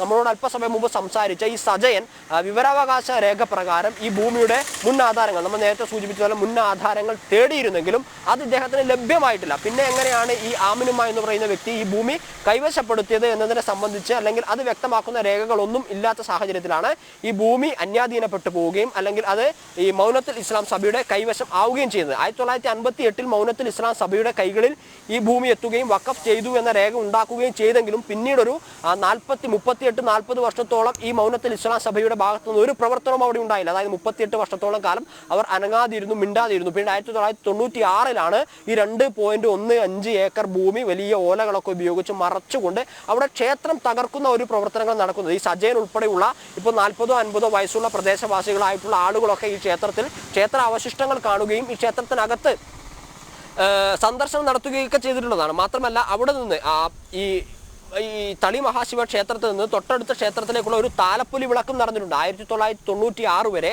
മുക്കോലം താഴത്ത് രുധിരമാല ഭഗവതി ക്ഷേത്രം എന്ന് പറയുന്ന ക്ഷേത്രത്തിലേക്കുള്ള താലപ്പൊലി മഹോത്സവം ആരംഭിച്ചത് ഈ തകർക്കപ്പെട്ട തളി മഹാശിവ ക്ഷേത്രത്തിന്റെ അകത്തു നിന്നായിരുന്നു. പിന്നീട് 1996 ഇത് വലിയ ഓലകളൊക്കെ ഉപയോഗിച്ചുകൊണ്ട് മറച്ച് അവിടെ ഒരു ചെരിഞ്ഞ പ്രദേശമായിരുന്നു. ആ ചെരിഞ്ഞ പ്രദേശം ഇടിച്ചു നിരത്തി ക്ഷേത്രം തകർത്ത് അത് പൂർണ്ണമായും ഇല്ലാതാക്കിയതിനു ശേഷം ഈ താലപ്പൊലി മഹോത്സവം തൊട്ടടുത്ത റോഡിൽ നിന്ന് ആരംഭിക്കേണ്ട ഒരു സാഹചര്യം വരെ ഉണ്ടായിരുന്നു. 96 ഇതിന്റെ പ്രവർത്തനം ഈ മറച്ചുകൊണ്ട് രഹസ്യാത്മകമായിട്ടുള്ള രീതിയിൽ ഈ മൗനത്തുൽ ഇസ്ലാം സഭ ഈ ക്ഷേത്രത്തിനകത്ത് പ്രവർത്തനം ആരംഭിച്ചുവെങ്കിലും പിന്നീടും അവർ ഏകദേശം 28 വർഷത്തോളം മിണ്ടാതെയിരുന്നു, അനങ്ങാതെയിരുന്നു. പിന്നീട് 2023 കഴിഞ്ഞ വർഷം ജൂലൈ 31 അതിനകത്തൊരു പ്രാർത്ഥനാലയവും ഒരു ലൈബ്രറിയും നിർമ്മിക്കാൻ അനുമതി തരണമെന്ന് ആവശ്യപ്പെട്ടുകൊണ്ട് മാറഞ്ചേരി പഞ്ചായത്തിൽ മൗനത്തുൽ ഇസ്ലാം സഭയുടെ നേതൃത്വത്തിൽ ഒരു ആപ്ലിക്കേഷൻ നൽകുന്നത്. ആ ആപ്ലിക്കേഷന് മാറഞ്ചേരി പഞ്ചായത്ത് അനുമതി കൊടുക്കുന്നതിന് മുമ്പേ തന്നെ അവിടെ പ്രവർത്തനം തുടങ്ങി. അതും നമുക്ക് മനസ്സിലാക്കാൻ സാധിച്ചത് ഈ സജയൻ ഉൾപ്പെടെയുള്ള ആക്ഷൻ കൗൺസിലിന്റെ നേതൃത്വത്തിൽ വിവരാവകാശ രേഖ പ്രകാരം ഈ ഗുരുവായൂർ ദേവസ്വത്തിന്റെ കീഴിലുള്ള ഭൂമിയിൽ ഒരു നിർമ്മാണം നടക്കുന്നുണ്ട്, അത് അനധികൃതമാണെന്ന് മനസ്സിലാക്കുന്നു. അതിന് പഞ്ചായത്തിൽ നിന്ന് അനുമതി കൊടുത്തിട്ടുണ്ടോ എന്ന ആവശ്യം ഉന്നയിച്ച് വിവരാവകാശ നിയമപ്രകാരം ഒരു അപേക്ഷ സമർപ്പിച്ചപ്പോഴാണ് മാറഞ്ചേരി പഞ്ചായത്തിൽ നിന്ന് മറുപടി ലഭിക്കുന്നത്. ഇത്തരത്തിലൊരു അപേക്ഷ നിങ്ങൾക്ക് ലഭിച്ചിട്ടുണ്ട്, എന്നാൽ അനുമതി ലഭിച്ചിട്ടില്ല, അത് ടൗൺ പ്ലാനറുടെ അനുമതിക്കായി കാത്തിരിക്കുകയാണ് എന്നൊരു മറുപടിയായിരുന്നു പഞ്ചായത്തിൽ നിന്ന് ലഭിച്ചത്. അതായത് 14/9/2023 ഈ അപേക്ഷ ടൗൺ പ്ലാനർക്ക് നൽകുന്നത്. 31/7 കഴിഞ്ഞ വർഷം ജൂലൈയിൽ ഈ ഒരു ലൈബ്രറിയും ഒരു പ്രാർത്ഥനാ ഹാളും നിർമ്മിക്കാൻ അനുമതി ആവശ്യപ്പെട്ടുകൊണ്ട് മൗനത്തുൽ ഇസ്ലാം സഭ മാറഞ്ചേരി പഞ്ചായത്തിന് അപേക്ഷ സമർപ്പിക്കുന്നു. ഈ അപേക്ഷ സെപ്റ്റംബർ മാസം 14 ടൗൺ പ്ലാനർക്ക് കൈമാറുന്നു. എന്നാൽ ഇതിനിടയിൽ തന്നെ അവിടെ നിർമ്മാണം നടക്കുന്നുണ്ട് എന്ന് പ്രദേശവാസികളായിട്ടുള്ള ആളുകൾ മനസ്സിലാക്കുകയും അതിനെതിരെ പരാതി നൽകുകയും ചെയ്തതിനെ തുടർന്ന് പഞ്ചായത്ത് സ്റ്റോപ്പ് മെമ്മോ ഇറക്കുകയും പോലീസിനോട്, പെരുമ്പടപ്പ് പോലീസിനോട് ഇത്തരത്തിലുള്ള ഒരു അനധികൃതമായിട്ടുള്ള ഒരു നിർമ്മാണം അവിടെ നടക്കുന്നുണ്ട്, അത് തടയാൻ ആവശ്യമായിട്ടുള്ള നടപടി സ്വീകരിക്കണമെന്ന് ആവശ്യപ്പെടുകയും ചെയ്തു. എന്നാൽ പോലീസിന്റെ ഭാഗത്തുനിന്നും ഉണ്ടായിട്ടില്ല, ഒരു നടപടിയും ഉണ്ടായിട്ടില്ല. ആ ആരാധനാലയത്തിന്റെ ഇസ്ലാം സ്ഥാപനത്തിന്റെ പ്രവർത്തനം അവിടെ തുടങ്ങുകയും അത് പൂർത്തീകരിക്കുകയും ഇപ്പോൾ അത് അവർ ഏത് രീതിയിലാണ് ഉദ്ദേശിച്ചത് ആ രീതിയിൽ തന്നെ നടക്കുകയും അല്ലെങ്കിൽ മുന്നോട്ടേക്ക് പോവുകയും ഒക്കെ ചെയ്തിരുന്നത്. കൃത്യമായി പറഞ്ഞു കഴിഞ്ഞാൽ കേവലം 1 വർഷം കൊണ്ടാണ് ആ കെട്ടിടത്തിന്റെ നിർമ്മാണം പൂർത്തിയാക്കിയത്. 1918 ക്ഷേത്രം തകർക്കപ്പെടുന്നു, 1958 ആ ഭൂമി വഖഫ് ചെയ്തതായി ആധാരമുണ്ടാക്കുന്നു, 1996 ആ ഭൂമി ഗുരുവായൂർ ദേവസ്വത്തിന് കീഴിലുള്ള ആ ഭൂമി വലിയ ഓലകളൊക്കെ കൊണ്ട് മറച്ച് അതിനുള്ളിൽ രഹസ്യാത്മകമായിട്ടുള്ള പ്രവർത്തനം നടക്കുന്നു, ക്ഷേത്രത്തിന്റെ ശിലകളും മറ്റും തകർക്കപ്പെടുന്നു.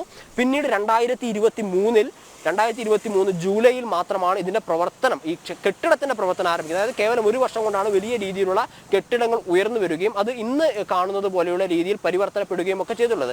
അതുതന്നെയാണ് ഈ പ്രവർത്തനമാണ് ഒരു നൂറ്റാണ്ടിന് മുമ്പ് തുടങ്ങിയിട്ടുള്ള പ്രവർത്തനത്തിന്റെ അവസാന ഘട്ടത്തിന്റെ പ്രവർത്തനം തുടങ്ങിയത് 2023 മാത്രമാണ്. 1 വർഷം മുമ്പ് മാത്രമാണ് ഈ പ്രവർത്തനം നടത്തിയത് എന്നതിൽ തന്നെ നമുക്കിത് ആസൂത്രിതമായിട്ടാണ് ഇതിന്റെ കാര്യങ്ങൾ മുന്നോട്ടേക്ക് പോയിട്ടുള്ളത് എന്ന് പറയുന്നത്, ഈ ആക്ഷൻ കൗൺസിൽ പറയുന്നത് ശരിയാണ് എന്ന് മനസ്സിലാക്കാൻ വേണ്ടി സാധിക്കും. അതുകൊണ്ട് തന്നെയാണ് ഇതുമായി ബന്ധപ്പെട്ടുള്ള ഒരു കേസ് ഹൈക്കോടതിയിൽ ഫയൽ ചെയ്തിരിക്കുകയാണ്. ഈ ക്ഷേത്രഭൂമി വിട്ടുകിട്ടണമെന്ന് ആവശ്യപ്പെട്ടുകൊണ്ട് ഒരു കേസ് ഫയൽ ചെയ്തിരിക്കുകയാണ്. ഹൈക്കോടതിയിലാണ് കേസുള്ളത്. 12ഓളം സിറ്റിംഗുകൾ കഴിഞ്ഞിരിക്കുന്നു. ഈ ഭൂമി പൂർണ്ണമായും വിട്ടുകിട്ടാതെ ഇതിന്റെ നടപടികളിൽ നിന്നും പിന്നോട്ടേക്ക് പോവില്ല എന്നൊരു കാര്യമാണ് ആക്ഷൻ കൗൺസിലിന്റെ ഭാഗത്തു നിന്നും പ്രധാനമായും മുന്നോട്ടേക്ക് വരുന്നത്. പ്രദേശവാസികളൊക്കെ അംഗങ്ങളായിട്ടുള്ള ഒരു ആക്ഷൻ കൗൺസിൽ രൂപീകരിച്ചാണ് ഈ ക്ഷേത്രഭൂമി വിട്ടുകിട്ടാൻ ആവശ്യമായിട്ടുള്ള നടപടികളിലേക്ക് കടന്നിരിക്കുന്നത്. അതുതന്നെയാണ് നമ്മുടെ ഈ വാർത്തകൾ കൊടുക്കുമ്പോൾ ഓരോ പ്രേക്ഷകരും ഇത് മാത്രമല്ല, മറ്റു ചില ക്ഷേത്രങ്ങളുണ്ട്, മറ്റു ചില ഭൂമികളുണ്ട്, മറ്റു ജില്ലകളിൽ ഇത്തരം കയ്യേറ്റമുണ്ട്. വിജിൻ മേനോൻ എന്ന് പറയുന്ന ഒരു പ്രേക്ഷകൻ പറയുന്നു, തിരുവല്ല പൂഞ്ഞാർ ഭാഗത്ത് എഴുമറ്റൂർ കൊട്ടാരത്തിൻ്റെ 1800ഓളം ഏക്കർ സ്ഥലം ഇത്തരത്തിൽ വഖഫിൻ്റെ കയ്യേറ്റം നടക്കുന്നു. അത് പരിശോധിക്കേണ്ടതാണ്. അങ്ങനെയൊക്കെ ഉണ്ട് എങ്കിൽ ഈ പുറത്തു വരാത്ത പല ഭൂമികളിലും അല്ലെങ്കിൽ നമ്മൾ വാർത്തയിലൂടെ പുറം ലോകം അറിയാത്ത പല ഭൂമികളിലും വഖഫ് ബോർഡ് അവർ അധിനിവേശം നടത്തുന്നു, അവരുടെ മണ്ണാണ്, അവരുടെ ഭൂമിയാണ് എന്നുള്ള തരത്തിൽ കയ്യേറ്റം നടത്തുന്നു, അത് ഏറ്റെടുക്കാനുള്ള നടപടിയുമായി മുന്നോട്ട് പോകുന്നു. എത്രമാത്രം ഗുരുതരമായ ഒരു ലാൻഡ് ജിഹാദ് എന്ന് പോലും വിശേഷിപ്പിക്കുന്ന ഒരു നടപടിയിലേക്കാണ് ഇപ്പോൾ വഖഫ് ബോർഡ് പോകുന്നത്. അങ്ങനെ പല കൊട്ടാരങ്ങളുടെ, പല ക്ഷേത്രങ്ങളുടെ, അല്ലെങ്കിൽ പല ആളുകൾ അധിവസിക്കുന്ന ഭൂമി, ക്ഷേത്രം, പള്ളി, ഇതൊക്കെ വഖഫ് ബോർഡിൻ്റേതാണ് എന്ന് പറഞ്ഞിട്ട് അവർ നോട്ടീസ് കൊടുക്കുകയാണ്. അത് നോട്ടീസ് കൈ കിട്ടുമ്പോഴാണ് അറിയുന്നത് സ്വന്തം മണ്ണല്ല, വഖഫ് ബോർഡ് ഏറ്റെടുക്കാൻ പോകുന്നു എന്നുള്ളത്. വളരെ ആശങ്കാജനകമായ വാർത്തകളാണ് പുറത്തു വരുന്നത്. ഇപ്പോൾ ഗുരുവായൂർ ദേവസ്വത്തിൻ്റെ വളരെ പ്രധാനപ്പെട്ട ക്ഷേത്രഭൂമി വഖഫ് കയ്യേറിയ വാർത്തയാണ് നമ്മൾ ഈ അവസരത്തിൽ കൊടുത്തത്. അതെ, വളരെ ദുഃഖകരമായൊരു വാർത്ത കൂടി ഈ ഒരു അവസരത്തിൽ പങ്കുവെക്കേണ്ടതുണ്ട്. കണ്ണൂർ കേളകത്ത് അപകടത്തിൽ 2 നാടക കലാകാരികൾ മരിച്ചു. അപകടം നാടക വണ്ടി കൊക്കയിലേക്ക് മറിഞ്ഞ് മുതുകുളം സ്വദേശി അഞ്ജലി, കരുനാഗപ്പള്ളി സ്വദേശി ജെസ്സി മോഹൻ എന്നിവരാണ് മരിച്ചത്. നാടകം കഴിഞ്ഞ് ബത്തേരിയിലേക്ക് പോകുന്നതിനിടെയായിരുന്നു അപകടം. കായംകുളം ദേവ കമ്മ്യൂണിക്കേഷൻസിന്റെ വാഹനമാണ് അപകടത്തിൽപ്പെട്ടത്. വിവരങ്ങളുമായി മിഥുൻ പിള്ള ചേർന്നുണ്ട്. മിഥുൻ, എപ്പോഴായിരുന്നു സംഭവം നടന്നത്? സംഭവത്തിൽ പരിക്കേറ്റ ആളുകൾ ആശുപത്രികളിൽ ഇപ്പോഴും ചികിത്സയിലാണ് എന്ന് മനസ്സിലാക്കാൻ സാധിക്കുന്നുണ്ട്. അവരെല്ലാം അപകടനില തരണം ചെയ്തോ എന്ന ഒരു വിവരമാണ് നമുക്ക് ഈ മണിക്കൂറിൽ അറിയേണ്ടത്. കാരണം പുലർച്ചെ തന്നെ ഒരു സങ്കട വാർത്തയാണ് നമ്മെ തേടി എത്തിയിരിക്കുന്നത്. അത് മാത്രമല്ല, ഇനിയിപ്പോൾ ഉത്സവകാലമാണ്. ഈ ഉത്സവകാലങ്ങളിലെല്ലാം അവർ ഒരു സ്റ്റേജിൽ നിന്നും അടുത്ത സ്റ്റേജിലേക്ക് പോവുകയാണ്. വൃശ്ചികം തുടങ്ങുന്നു, നാളെ വൃശ്ചിക മാസം ആരംഭിച്ചു കഴിഞ്ഞാൽ മകരവിളക്ക് വരെ തിരക്കുണ്ട്. അത് കഴിഞ്ഞാൽ പിന്നീടും ഉത്സവകാലമാണ് നീണ്ടു നിൽക്കുന്നത്.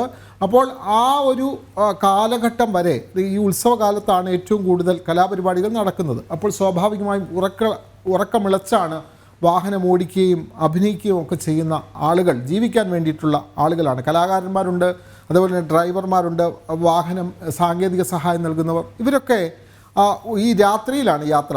അങ്ങനെ പോകുമ്പോഴാണ് വളരെ പ്രധാനപ്പെട്ട ഈ ആലപ്പുഴ ജില്ലയിലെ 2 കലാകാരികൾ, നാടക നടികൾ അപകടത്തിൽ കണ്ണൂരിൽ മരിച്ചു എന്നുള്ള സങ്കടകരമായ വാർത്ത. പുലർച്ചെയാണ് അപകടം നടന്നത്. മിഥുൻ പിള്ള ചേരുന്നുണ്ട്. മിഥുൻ, എപ്പോഴായിരുന്നു സംഭവം നടന്നത്? ഇപ്പോഴും ആശുപത്രിയിൽ ചികിത്സയിൽ കഴിയുന്നവരുടെ നില എന്താണ്? ദേവിക, ഇന്ന് പുലർച്ചെയായിരുന്നു സംഭവം. കണ്ണൂർ കേളകത്താണ് നാടക വണ്ടി മറിഞ്ഞ് 2 പേർ മരിച്ചത്. കായംകുളം മുതുകുളം സ്വദേശിയായ അഞ്ജലി, കരുനാഗപ്പള്ളി തേവലക്കര സ്വദേശിനിയായ ജെസി മോഹൻ എന്നിവരാണ് മരിച്ചത്. കണ്ണൂർ കടന്നപ്പള്ളിയിൽ നാടകം കഴിഞ്ഞ് ബത്തേരിയിലേക്ക് പോകുന്നതിനിടെയാണ് ഈ ഒരു അപകടം ഉണ്ടായത്. കേളകത്തെ മലയമ്പടി വളവിൽ വെച്ച് നാടക സംഘം സഞ്ചരിച്ച വണ്ടി കൊക്കയിലേക്ക് മറിയുകയായിരുന്നു. ഈ മരിച്ച 2 പേരും നാടക നടിമാരായിരുന്നു എന്നാണ് മനസ്സിലാക്കാൻ വേണ്ടി സാധിക്കുന്നത്. വാഹനത്തിലുണ്ടായിരുന്ന 14 പേർക്ക് പരിക്കേറ്റിട്ടുണ്ട്. കായംകുളം ദേവ കമ്മ്യൂണിക്കേഷൻ എന്ന നാടക സംഘത്തിന്റെ വാഹനമാണ് അപകടത്തിൽപ്പെട്ടത്. പരിക്കേറ്റ ആളുകളെയൊക്കെ തന്നെ കണ്ണൂരിലെ സ്വകാര്യ ആശുപത്രിയിൽ പ്രവേശിപ്പിച്ചിട്ടുണ്ട്. ഇതിൽ വാഹന ഡ്രൈവറുടെ നില ഗുരുതരമാണ് എന്നാണ് അറിയാൻ വേണ്ടി സാധിച്ചിരിക്കുന്നത്. ദേവിക, മിഥുൻ, ഈ ചികിത്സയിലുള്ളവരുടെ ആരുടെയെങ്കിലും ഗുരുതരമായ നില തുടരുകയാണോ, അല്ലെങ്കിൽ അവരുടെ എല്ലാം ആരോഗ്യസ്ഥിതി ഇപ്പോഴെങ്ങനെയാണ്? 9 പേരെയാണ് പരിക്കുകളോടെ കണ്ണൂരിലെ സ്വകാര്യ ആശുപത്രിയിൽ പ്രവേശിപ്പിച്ചിരിക്കുന്നത്. ഇതിൽ തന്നെ ഒരാളുടെ നിലയാണ് ഗുരുതരമായി ഉള്ളതായി പറയുന്നത്. കായംകുളം സ്വദേശി ഉമേഷിന്റെ നിലയാണ് ഇപ്പോൾ ഗുരുതരമായി തുടരുന്നത്. ബാക്കി ഉള്ള ആളുകളുടെ പരിക്കേറ്റ ആളുകളുടെയും പരിക്ക് ഗുരുതരമല്ല എന്നാണ് മനസ്സിലാക്കാൻ വേണ്ടി സാധിക്കുന്നത്. വളരെ പുലർച്ചെ ആയതുകൊണ്ട് തന്നെ ഇവിടേക്ക് ആളുകൾ എത്തിപ്പെടാനും അതുപോലെ തന്നെ രക്ഷാപ്രവർത്തനം നടത്താനും ഒക്കെ കാലതാമസം വന്നിരുന്നു.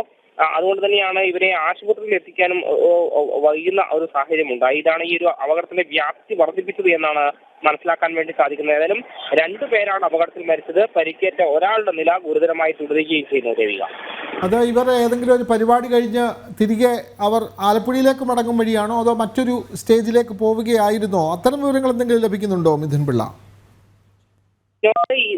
ഇന്നലെ രാത്രി കടന്നപ്പള്ളി എന്ന് പറയുന്ന സ്ഥലത്ത് ഇവരുടെ നാടകം ഉണ്ടായിരുന്നു. ആ നാടകം കഴിഞ്ഞ് ബത്തേരിയിലേക്ക്, അതായത് വയനാട് സുൽത്താൻ ബത്തേരിയിലേക്ക് പോകുന്ന വഴിയാണ് ഈ അപകടം ഉണ്ടായത്. ഒരു ചുരം വളവാണ്. ആ പ്രദേശത്തേക്ക് കയറുന്നതിനിടെ വാഹനത്തിന്റെ നിയന്ത്രണം നഷ്ടപ്പെടുകയും കൊക്കയിലേക്ക് മറിയുകയുമായിരുന്നു എന്നാണ് മനസ്സിലാക്കാൻ വേണ്ടി സാധിക്കുന്നത്. അതായത് ഒരു പരിപാടി കഴിഞ്ഞ് മറ്റൊരു പരിപാടി സ്ഥലത്തേക്ക് പോകും വഴിയാണ് ഈ ഒരു അപകടം ഉണ്ടായത്. ഏതായാലും വളരെ ദൗർഭാഗ്യകരമായ ദാരുണമായ ഒരു അപകടം തന്നെയാണ് ഉണ്ടായിരിക്കുന്നത്. 2 പേരാണ് ഈ ഒരു അപകടത്തിൽ മരണമടഞ്ഞിരിക്കുന്നത്. ഒരാളുടെ നില ഗുരുതരമായി തുടരുന്നു. 9 പേരെ പരിക്കുകളോടെ കണ്ണൂരിലെ സ്വകാര്യ ആശുപത്രിയിൽ പ്രവേശിപ്പിക്കുകയും ചെയ്തിട്ടുണ്ട്. നമ്മുടെ പ്രേക്ഷകൻ പ്രസാദ് പി എന്ന് പറയുന്ന പ്രേക്ഷകൻ പറയുന്നു, ഗൂഗിൾ മാപ്പ് നോക്കി പോയതാണ് രാത്രിയിൽ, അങ്ങനെയാണ് അപകടം നടന്നത് എന്ന് പറയുന്നു. അതിൻ്റെ വിശദാംശങ്ങൾ നമ്മൾക്കറിയണം.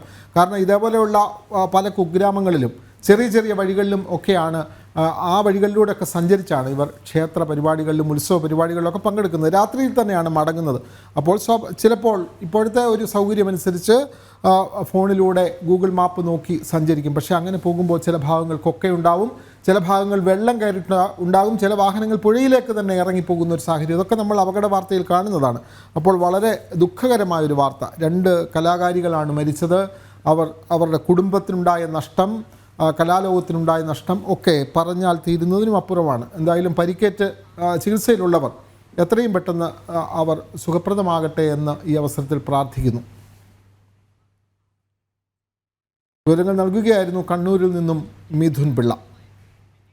നമുക്ക് തുടർ വാർത്തകളിലും ഇതിനെ സംബന്ധിച്ച് കൂടുതൽ വാർത്തകൾ നൽകാൻ കഴിയുമെന്നാണ് പ്രതീക്ഷ.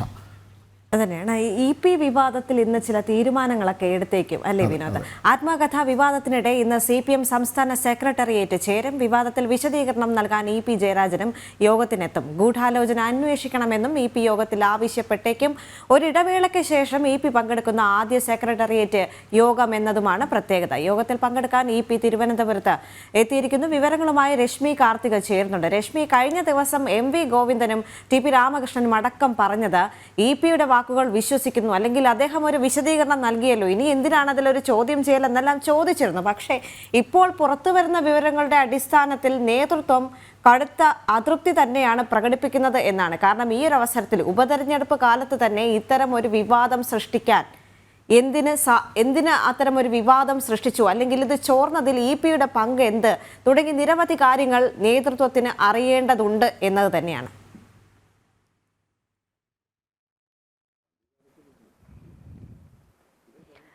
ദേവിക, ഈ LDF കൺവീനർ സ്ഥാനത്ത് നിന്ന് മാറ്റിയതിനു ശേഷം ഇതാദ്യമായിട്ടാണ് ഇ പി ജയരാജൻ ഇന്ന് സെക്രട്ടേറിയറ്റിൽ പങ്കെടുക്കുന്നത്. രാവിലെ തിരുവനന്തപുരത്ത് എത്തിയിട്ടുണ്ട്, 6:30യോടുകൂടി തിരുവനന്തപുരത്ത് എത്തി. ഈ ഒരു ആത്മകഥയുമായി ബന്ധപ്പെട്ട ഉള്ളൊരു വിഷയത്തിൽ എന്തെങ്കിലും തരത്തിലുള്ള ചതി നടന്നിട്ടുണ്ടോ എന്നുള്ളത് ഇ പി ജയരാജനോട് മാധ്യമങ്ങൾ ചോദിച്ചിരുന്നു. അപ്പോൾ കാണേണ്ടപ്പോൾ കാണാം എന്നുള്ളൊരു ഒഴുക്കൻ മറുപടിയാണ് അദ്ദേഹത്തിന്റെ ഭാഗത്തു നിന്നും ഉണ്ടായത്. ഏതായാലും ഇന്ന് CPM സംസ്ഥാന സെക്രട്ടേറിയറ്റിൽ ഈ വിഷയം ചർച്ചയാകും എന്നുള്ളതാണ് പ്രതീക്ഷിക്കുന്നത്. ഇതിൽ ഒരു വിശദീകരണം തേടും എന്നുള്ളതാണ് നമുക്ക് മനസ്സിലാക്കാൻ കഴിയുന്നത്. ഈ DC ബുക്സുമായിട്ടൊക്കെ താൻ യാതൊരു തരത്തിലുള്ള ഒരു കൂടിക്കാഴ്ചയും നടത്തിയിട്ടില്ല എന്ന് ഇ പി ജയരാജൻ പറയുമ്പോഴും അത്തരത്തിലുള്ള ചില നേതാക്കളുടെയൊക്കെ സാന്നിധ്യത്തിൽ അത്തരത്തിലുള്ള ചില ചർച്ചകളൊക്കെ നടന്നിട്ടുണ്ട് എന്നുള്ളൊരു സൂചനയൊക്കെ തന്നെ ലഭിക്കുന്നുണ്ട്. ഇതൊരു ആത്മകഥയ്ക്കപ്പുറം ഇതൊരു തിരക്കഥയാണോ എന്നുള്ള ഒരു സംശയമൊക്കെ തന്നെയാണ് നിലനിൽക്കുന്നത്. അത്തരത്തിലുള്ള ഒരു തിരക്കഥയാണോ നടന്നിട്ടുള്ളത് എന്നുള്ളൊരു സംശയമൊക്കെ നിലനിൽക്കുന്നുണ്ട്. ഏതായാലും ഇപ്പോൾ ഈ ഉപതെരഞ്ഞെടുപ്പിന്റെ ദിവസം തന്നെ ഈ ഒരു ബോംബ് പൊട്ടിയ ഒരു സാഹചര്യം, ആത്മകഥയുമായി ബന്ധപ്പെട്ടുള്ള ഒരു ബോംബ് പൊട്ടിയ ഒരു സാഹചര്യം, അത് CPM-നെ വലിയ രീതിയിൽ ഉലയ്ക്കുന്ന ഒരു സാഹചര്യം ഉണ്ടായി. ഇത് താനല്ല DC ബുക്സിന് നൽകിയത് എന്നുള്ളത് ഇ പി ജയരാജൻ പറയുമ്പോഴും ഇതിൽ പറയുന്ന കാര്യങ്ങൾ, അതായത് സ്കൂൾ കാലഘട്ടം മുതലുള്ള കാര്യങ്ങളുണ്ട്, അതിലെ ഫോട്ടോസുകളുണ്ട്, ജയിലിൽ കഴിഞ്ഞതിന് ശേഷം തിരിച്ചു വന്നിട്ടുള്ള ഒരു കാര്യങ്ങൾ. അപ്പോൾ ഒരാളുടെ ജീവിതവുമായി ബന്ധപ്പെട്ട് ഇത്രത്തോളം വ്യക്തമായി കാര്യങ്ങൾ പറയണമെങ്കിൽ അത് അയാൾക്ക് മാത്രമേ കഴിയുകയുള്ളൂ, അല്ലെങ്കിൽ അയാൾ നൽകിയാൽ മാത്രമേ പറ്റുള്ളൂ, മറ്റൊരാൾക്ക് ഇത് നൽകാൻ കഴിയില്ല. അപ്പോൾ ഇത് ഇ പിയുടെ ആ ഒരു സംശയമാണ് നേതൃത്വത്തിന് നിലനിൽക്കുന്നത്. പക്ഷെ അപ്പോഴും ഇത് എങ്ങനെയാണ് കൈമാറ്റപ്പെട്ടത് എന്നുള്ളൊരു സംശയമൊക്കെ അപ്പോഴും നിലനിൽക്കുന്നുണ്ട്. ഏതായാലും ഇന്ന് അതിലൊരു വിശദീകരണം തേടും. ഏതായാലും കൂടുതൽ നടപടിയിലേക്കൊന്നും കടക്കാൻ സാധ്യതയില്ല. കാരണം ഈ ഉപതെരഞ്ഞെടുപ്പിന്റെ ഈ ഒരു ബഹളത്തിനൊക്കെ ശേഷം ഇതിലേക്കൊരു കൃത്യമായ ഒരു അന്വേഷണത്തിലേക്കൊക്കെ കടന്ന് നടപടിയിലേക്കൊക്കെ പോകാം എന്നുള്ളതായിരിക്കും നേതൃത്വം ആ രീതിയിലായിരിക്കും ആലോചിക്കുക. ഏതായാലും ഇ പി ജയരാജൻ തിരുവനന്തപുരത്ത് എത്തിയിട്ടുണ്ട്. CPM-ന്റെ യോഗം ഇന്ന് ആരംഭിക്കും. ഈ വിവാദങ്ങൾക്ക് ഈ യോഗത്തിനൊക്കെ ശേഷം ഇ പി ജയരാജൻ പ്രതികരിക്കും എന്നുള്ളതാണ് മനസ്സിലാക്കാൻ കഴിയുന്നത്. രാവിലെ മാധ്യമപ്രവർത്തകരുടെ ചോദ്യത്തിന് ഒന്നും മിണ്ടാതെയാണ് അദ്ദേഹം മടങ്ങിയത്, കൂടുതലൊന്നും പ്രതികരിക്കാതെയാണ് മടങ്ങിയത്. ദേവിക, രശ്മി, കഴിഞ്ഞ ദിവസം അദ്ദേഹത്തിന്റെ പ്രതികരണം ഞെട്ടിച്ചു കളഞ്ഞു. കാരണം അദ്ദേഹം പറഞ്ഞത് ആ ഒരു ഭാഗം താൻ വായിച്ചിട്ടില്ല, അറിഞ്ഞിട്ടില്ല, കണ്ടിട്ടില്ല എന്നെല്ലാമാണ്. പക്ഷേ നമുക്കറിയാം 2 ദിവസമായി ഈ വിവാദം വന്നിട്ട് എന്നിട്ട് ഇതുവരെ ഇ പി ജയരാജൻ ആ ഭാഗം വായിക്കാൻ കഴിഞ്ഞിട്ടില്ല എന്ന് പറയുമ്പോൾ അത് വിശ്വാസത്തിലെടുക്കാൻ നേതൃത്വം തയ്യാറാകുമോ?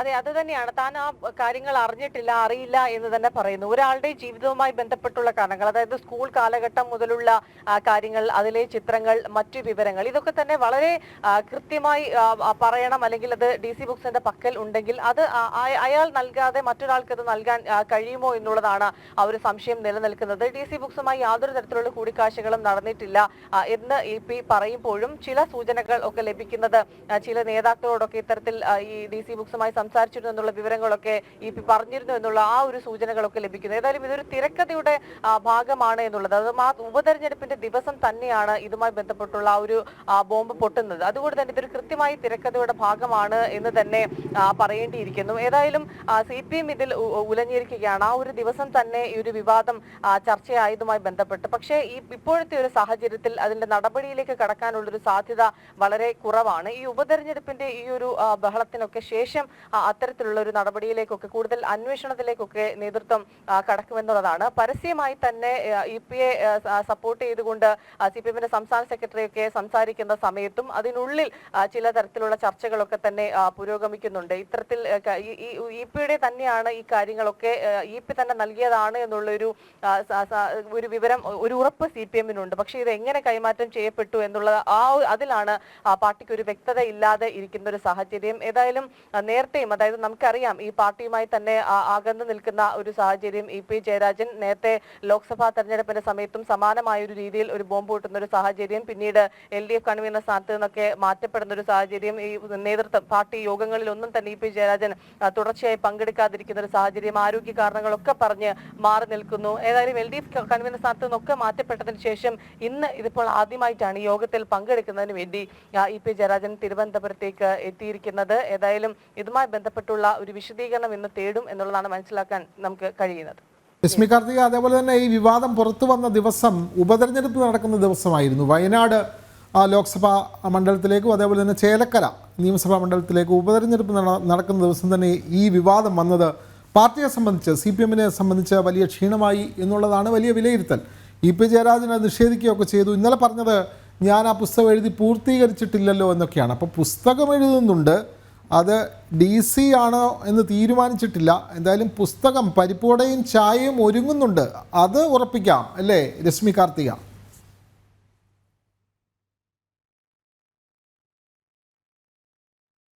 പരിപ്പുവടയും ചായയും ഒരുങ്ങുന്നുണ്ട് എന്നുള്ളത് ഉറപ്പിക്കാം. പക്ഷേ ഈ ഒരു പുസ്തകം, ഇതിലെ ഈ ഭാഗങ്ങൾ, അതിനെക്കുറിച്ച് താൻ അത് DC ബുക്സുമായി യാതൊരു തരത്തിലും സംസാരിച്ചിട്ടില്ല, മാതൃഭൂമി ബുക്സുമായിട്ടൊക്കെ തന്നെ സംസാരിച്ചിരുന്നു എന്നുള്ളതാണ് EP-യുടെ പ്രതികരണത്തിൽ പറഞ്ഞിരിക്കുന്നത്. ഇതൊരു ഞാൻ നേരത്തെ പറഞ്ഞതുപോലെ തന്നെ കൃത്യമായൊരു തിരക്കഥയുടെ ഭാഗമാണ് എന്നുള്ളത് വ്യക്തമായി ഈ കാര്യങ്ങൾ മനസ്സിലാക്കാൻ കഴിയും. DC ബുക്സ് പോലെ ഒരു വിശ്വസനീയമായ ഒരു സൈറ്റിലാണ് ഇതിന്റെ പ്രധാനപ്പെട്ട ഭാഗങ്ങൾ പ്രസിദ്ധീകരിച്ചിരിക്കുന്നത്, ആ ഒരു വിവരങ്ങൾ വന്നിരിക്കുന്നത്. അതും ഒരാളുടെ, നേരത്തെ ഞാൻ പറഞ്ഞതുപോലെ തന്നെ ഒരാളുടെ ജീവിതം, അതും അയാളുടെ സ്കൂൾ കാലം മുതലുള്ള കാര്യങ്ങൾ, സ്കൂളിലെ ആ ഫോട്ടോസ്, അത് കഴിഞ്ഞിട്ടുള്ള അദ്ദേഹത്തിന്റെ പാർട്ടി ജീവിതത്തിലെ നിർണായകമായിട്ടുള്ള ചില സംഭവങ്ങൾ, ജയിലിൽ കഴിഞ്ഞതിന് ശേഷം പുറത്തേക്ക് ഇറങ്ങിയതിന് ശേഷമുള്ള മറ്റ് കാര്യങ്ങൾ, ഇതൊക്കെ ഒരാൾക്ക്, അതായത് നമ്മുടെ ജീവിതകഥ നമുക്ക് പറയുന്നതിനേക്കാളും മറ്റൊരാൾക്കത് ഇത്ര കൃത്യമായി പറയാൻ കഴിയില്ല. അതുകൊണ്ട് തന്നെ ഈ വിവരങ്ങൾ EP ജയരാജൻ കൈമാറിയതാണ് എന്നുള്ളൊരു കാര്യത്തിൽ അത്തരത്തിലൊരു സംശയം നിലനിൽക്കുന്നില്ല. പാർട്ടിയും അങ്ങനെ തന്നെയാണ് വിശ്വസിക്കുന്നത്. പുറമെ EP പിന്തുണച്ച് സംസാരിക്കുന്നുണ്ടെങ്കിൽ പോലും പാർട്ടിക്കുള്ളിൽ അത് കൃത്യമായി വ്യക്തമായിട്ടുള്ള ഒരു കാര്യമാണ്. പക്ഷേ എങ്ങനെയാണ് കൈമാറ്റം ചെയ്യപ്പെട്ടത് എന്നുള്ളൊരു കാര്യത്തിലാണ് പാർട്ടിക്ക് യാതൊരു ഉറപ്പുമില്ലാതിരിക്കുന്നത്. ഏതായാലും ഇതൊരു തിരക്കഥയുടെ ഭാഗം എന്ന് തന്നെ നമുക്ക് പറയേണ്ടിയിരിക്കുന്നു. EP ഈ പാർട്ടി നേതൃത്വവുമായിട്ടൊക്കെ പലതരത്തിലുള്ള സ്വാരസ്യങ്ങൾ നിലനിൽക്കുന്ന ഒരു സാഹചര്യം, അത് കൃത്യമായി ഉപതെരഞ്ഞെടുപ്പ് നടക്കുന്ന ദിവസം വയനാട്ടിലെ വളരെ പ്രസക്തമായ കാര്യം തന്നെയാണ് രശ്മി സൂചിപ്പിച്ചത്. കാരണം കഴിഞ്ഞ ദിവസം EP ജയരാജൻ പറഞ്ഞത് എന്താണ്, DC ബുക്സിനെതിരെ ക്രിമിനൽ കുറ്റം ചുമത്തി കേസെടുക്കണം എന്ന് പറഞ്ഞു. എന്നിട്ട് അദ്ദേഹം തന്നെ പറയുന്നുണ്ട് DCക്ക് ഇനി ഇത് കൊടുക്കണോ വേണ്ടയോ എന്നുള്ള കാര്യത്തിൽ തീരുമാനമായിട്ടില്ല എന്ന്. തന്റെ ആത്മകഥ തെറ്റായി പ്രസിദ്ധീകരിച്ച ഒരു സ്ഥാപനത്തിന് വീണ്ടും കൊടുക്കുമോ ഇല്ലയോ എന്ന ഒരു സംശയം, അത് തന്നെ കൂടുതൽ ഗൗരവതരമായി ചർച്ച ചെയ്യേണ്ടതുണ്ട്. അതെ, RK വൈകുണ്ഠം പറയുന്നു DCക്കെതിരെ പരാതിയൊന്നും കൊടുത്തിട്ടില്ല, അങ്ങനെ പറഞ്ഞതേ ഉള്ളൂ എന്ന് പറയുന്നു. അജിത് ഭാസ്കർ പറയുന്നു ഉപതെരഞ്ഞെടുപ്പ് വരുമ്പോൾ EP ഇറക്കി വിടുന്ന ഓരോരോ പ്രശ്നങ്ങളാണ് എന്നൊക്കെ പറയുന്നു അല്ലേ. എന്തായാലും പാർട്ടി ഇന്ന് ചെയ്ത സെക്രട്ടേറിയറ്റിൽ ഈ വിഷയങ്ങളൊക്കെ ചർച്ച ചെയ്യുമെന്നാണ് രശ്മി കാർത്തിക റിപ്പോർട്ട് ചെയ്യുന്നത്. ഇനി കോട്ടയം നഗരത്തെ തന്നെ മുൾമുനയിൽ നിർത്തിയ ഒരു ഭീകരന്റെ റിപ്പോർട്ടാണ്. കോട്ടയം തിരുനക്കരയെ മുൾമുനയിൽ നിർത്തിയ പാമ്പ് രക്ഷപ്പെട്ടു. 2 മണിക്കൂർ നേരമാണ് നഗരത്തിൽ ഈ ഭീകരാന്തരീക്ഷം സൃഷ്ടിച്ചത്. കാണാം ആ കാഴ്ചകൾ.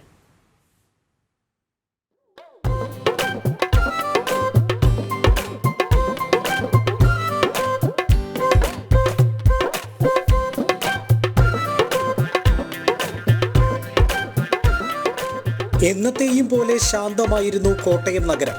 തിരുനക്കര ക്ഷേത്രത്തിനു മുന്നിലെ ആൽച്ചുവട്ടിൽ പെട്ടെന്നാണ് ഭീതി നിഴലിച്ചത്. ആൽമരക്കൊമ്പിൽ എന്തോ ഒരനക്കം, ഒരു പാമ്പ്. ആദ്യം കണ്ടവനെ സമ്മതിക്കണം, ഈ ചില്ലപ്പടർപ്പിൽ നിന്നും പാമ്പിനെ കണ്ടെത്താൻ ചില്ലറ കാഴ്ച പോരാ. ഞാനും പ്രേക്ഷകരെ പോലെ നന്നായി പാടുപെട്ടു. ഒടുവിൽ കണ്ടുപിടിച്ചു.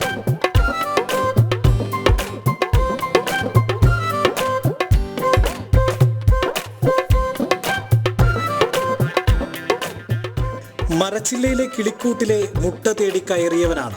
ചേരയെന്ന് ചിലർ, മൂർഖനെന്ന് മറ്റു ചിലർ, അതും കടന്ന് രാജവെമ്പാലയെന്ന് തള്ളിയവരുമുണ്ട്. കണ്ടവർ കാണാത്തവർക്ക് കാഴ്ച വഴിയൊരുക്കി. എന്നിട്ടും കാണാത്തവർ കണ്ടെന്ന് കള്ളം പറഞ്ഞ് തലയാട്ടി. പിറ്റേന്നത്തേക്ക് കണ്ണ് ഡോക്ടറുടെ അപ്പോയിന്റ്മെന്റ് എടുത്തവരുമുണ്ടത്രേ. ബഹളമയം. ആശാൻ യാത്രക്കാരുടെ തലയിലേക്ക് വഴുതി വീഴുമെന്ന ഭീതി, ആശങ്ക.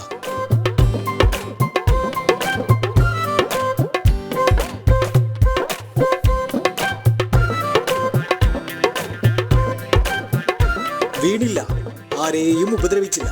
ഒടുവിൽ കാണാമറയത്തേക്ക് പാഞ്ഞു സാധു. ഓ, ഇനി എന്നാ പറയാനാന്നേ, ഒരു ചായയും കുടിച്ചേച്ച് പോയേക്കാം. മിഥുൻ അയ്യപ്പൻ, ജനം, കോട്ടയം. കോട്ടയത്തിൻ്റെ ഒരു പകൽ കാഴ്ചയാണ് കണ്ടത് അല്ലേ.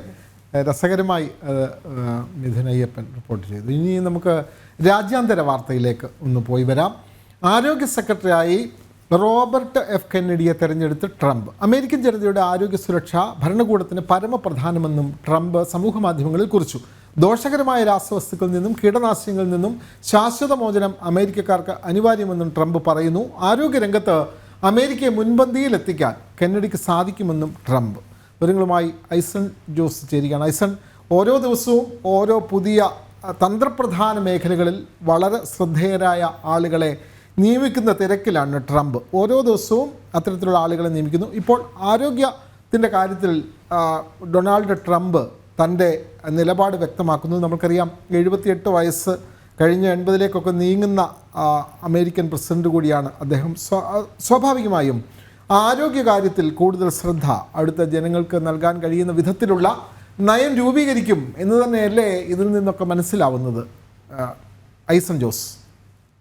വിനോദ്, തീർച്ചയായും ഏറെ പ്രാധാന്യമർഹിക്കുന്നൊരു ഘടകമെന്ന് പറയുന്നത് റോബർട്ട് എഫ് കെന്നഡിയുടെ നിയമനം. നമുക്കറിയാവുന്നതാണ്, പഴയ അമേരിക്കൻ പ്രസിഡന്റ് കെന്നഡിയുടെ അനന്തരവനാണ് അദ്ദേഹം. അദ്ദേഹത്തിൻ്റെ നിയമനം 10ാമത്തെ നിയമനമാണ്. അതായത് 10th അപ്പോയിൻമെൻറ്റ് എന്നൊക്കെ അമേരിക്കയിലെ ഇത്തരത്തിലുള്ള സംഭവവികാസങ്ങളിൽ പരാമർശിക്കപ്പെടുന്ന ഒരു നിയമനമാണ് ഇപ്പോൾ നടത്തിയിരിക്കുന്നത്.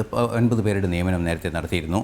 റോബർട്ട് എഫ് കെന്നഡിയെക്കുറിച്ച് പറയുകയാണെങ്കിൽ അദ്ദേഹം കൃത്യമായ ചില ഈ പൊല്യൂട്ടൻറ്റുകൾ, അതായത് ഈ മാലിന്യങ്ങൾ മനുഷ്യ ശരീരത്തിൽ എത്തിപ്പെടുന്ന സാഹചര്യം അവരെ രോഗികളാക്കുന്നു എന്ന് കൃത്യമായി പറയുന്ന, അല്ലെങ്കിൽ ആ ഒരു ആശയധാരയുടെ, ശാസ്ത്ര ആശയധാരയുടെ പിന്നാലെ സഞ്ചരിക്കുന്ന ഒരു വ്യക്തി കൂടിയാണ്. അതിനെതിരെ ശക്തമായ നിലപാടുകൾ വളരെ കൃത്യമായി അദ്ദേഹം എടുക്കുന്നൊരു സാഹചര്യം പല ഇടങ്ങളിലും നമുക്ക് മനസ്സിലാക്കാൻ സാധിച്ചിട്ടുണ്ട്. അതുപോലെ തന്നെ വാക്സിനുകളുടെ കാര്യത്തിൽ പോലും പല കർശനമായ ചില നിരീക്ഷണങ്ങൾ അല്ലെങ്കിൽ ചില പരാമർശങ്ങളൊക്കെ അദ്ദേഹം നടത്തിയ ഒരു ചരിത്രവുമുണ്ട്. അത്തരത്തിലുള്ള ഒരു കൃത്യമായ ഒരു ആരോഗ്യരംഗത്തെ ഒരു പരിഷ്കരണത്തിന് വേണ്ടി നമുക്കറിയാവുന്നതാണ് USFDA പോലുള്ള സംവിധാനങ്ങളുണ്ട്. USFDA എന്ന് പറയുന്നത് അന്താരാഷ്ട്ര തലത്തിൽ മരുന്നുകളുടെ ഗുണനിലവാരമെല്ലാം തന്നെ നിശ്ചയിക്കുന്ന ഒരു ബെഞ്ച് മാർക്കായി പ്രവർത്തിക്കുന്ന ഒരു സംവിധാനമാണ്. ലോകം മുഴുവൻ ആ ബെഞ്ച് മാർക്കിന് അനുസൃതമായി ഉത്പാദനം നടത്തുന്ന ഒരു സാഹചര്യം കൂടിയുണ്ട്. അത്തരത്തിലുള്ള USFDAയുടെ ഉൾപ്പെടെ പരിഷ്കരണം, ഫുഡ് ആൻഡ് ഡ്രഗ് അഡ്മിനിസ്ട്രേഷൻ്റെ പരിഷ്കരണം ഉൾപ്പെടെ നടത്തുന്നതിനുള്ള നീക്കങ്ങൾ ട്രംപിൻ്റെ ഭാഗത്തു നിന്നുണ്ടാകുമെന്ന സൂചന തന്നെയാണ് ഇതിൽ നിന്നും നമുക്ക് വായിച്ചെടുക്കാൻ സാധിക്കുന്നത്. നമുക്കറിയാവുന്നതാണ് 10ാമത്തെ നിയമനമാണ് നടന്നിരിക്കുന്നത്. 10ാമത്തെ നിയമനം ഇതോടുകൂടി പ്രാഥമിക ഘട്ടത്തിലുള്ള നിയമനങ്ങളുടെ ഒരു അടിയന്തര സ്വഭാവമുള്ള നിയമനങ്ങളെല്ലാം തന്നെ ഇപ്പോൾ കുറയും എന്നാണ് ഇപ്പോൾ നമുക്ക് മനസ്സിലാക്കാൻ സാധിക്കുന്നത്. എന്നാൽ അത് പൂർണ്ണമായും നമുക്ക് ഉറപ്പിച്ച് പറയാവുന്നൊരു സാഹചര്യമില്ല എന്നതും മറ്റൊരു യാഥാർത്ഥ്യമാണ്. നേരത്തെ 9 പേരെ നിയമിക്കുകയും ചെയ്തിരുന്നു. അതിൽ ഏറെ പ്രാധാന്യമർഹിക്കുന്നൊരു വിഷയം, ഒരു ശരാശരി പ്രായം 45 എന്നതിൽ നിന്നും വ്യത്യസ്തമായി കുറച്ചുകൂടി പ്രായമുള്ളൊരു വ്യക്തിയാണ് അദ്ദേഹം, ഈ നിയമിക്കപ്പെട്ട റോബർട്ട് എഫ് കെന്നഡി എന്നതും കൂടി ഒരു യാഥാർത്ഥ്യമാണ്. നിരവധിയായ നിയമനങ്ങൾ ഇനിയും വരാനിരിക്കുന്നു എന്ന് തന്നെയാണ് മനസ്സിലാക്കാൻ സാധിക്കുന്നത്. അതിൽ ഏറ്റവും പ്രാധാന്യമുള്ളത് ഇത്തരത്തിലുള്ള മാലിന്യങ്ങൾ നിറഞ്ഞ ഒരു അന്തരീക്ഷം ഒഴിവാക്കി, പൊല്യൂട്ടൻറ്റിൻ്റെ അന്തരീക്ഷം ഒഴിവാക്കി, അല്ലെങ്കിൽ ആരോഗ്യപരമായ ഒരു സാഹചര്യത്തിലേക്ക് ഈ ലോകത്തെ നയിക്കുന്നതിന് അമേരിക്കയ്ക്ക് മുന്നൊരുക്കം നടത്തുന്നതിനുള്ള ഒരു നീക്കത്തിൻ്റെ ഭാഗമായാണ് ഇദ്ദേഹത്തിൻ്റെ നിയമനമെന്ന് കൃത്യമായി ട്രംപ് സമൂഹ മാധ്യമങ്ങളിൽ കുറിക്കുകയും ചെയ്തിട്ടുണ്ട്. ഇതിൽ നിന്നെല്ലാം തന്നെ വായിച്ചെടുക്കാൻ സാധിക്കുന്നത് വലിയൊരു ഭരണ പരിഷ്കാരത്തിലേക്ക് അമേരിക്ക നീങ്ങുന്നു എന്ന് തന്നെയാണ്. അത് പലയിടങ്ങളിലും നമുക്ക് കാണാൻ സാധിക്കുന്നത്. ഇലോൺ മസ്കിൻ്റെ കാര്യത്തിലായാലും, അതുപോലെ വിവേക് രാമസ്വാമിയുടെ കാര്യത്തിലായാലും, സ്റ്റെഫാനിക്കിൻ്റെ കാര്യത്തിലായാലും, ഇവരുടെയൊക്കെ നിയമനങ്ങളിലൂടെ കിട്ടുന്ന ഒരു സൂചന അല്ലെങ്കിൽ ഒരു സന്ദേശം തീർത്തും ലോകത്തെ തന്നെ പരിഷ്കരിക്കുക, അമേരിക്കയുടെ പല നിലപാടുകളിലും കർശനമായ പരിഷ്കരണങ്ങൾ കൊണ്ടുവരിക എന്ന നീക്കം തന്നെയാണ് നിയമനങ്ങളിലെല്ലാം തന്നെ കാണാൻ സാധിക്കുന്നത്. ശരി ഐസൻ, തുടരുക. മറ്റൊരു പ്രധാനപ്പെട്ട വാർത്തയിലേക്ക് കൂടിയാണ് പോകുന്നത്. ഇറ്റലിയിൽ നടക്കുന്ന G7 സമ്മേളനം നയിച്ച കേന്ദ്രമന്ത്രി സുരേഷ് ഗോപി. G7 സമ്മേളനത്തിൽ ഇന്ത്യൻ സംഘത്തെയാണ് സുരേഷ് ഗോപി നയിക്കുന്നത്. ഇറ്റലിയിലെ ഫ്ലോറൻസിൽ നവംബർ 13 ആരംഭിച്ച സമ്മേളനം ഇന്ന് അവസാനിക്കും.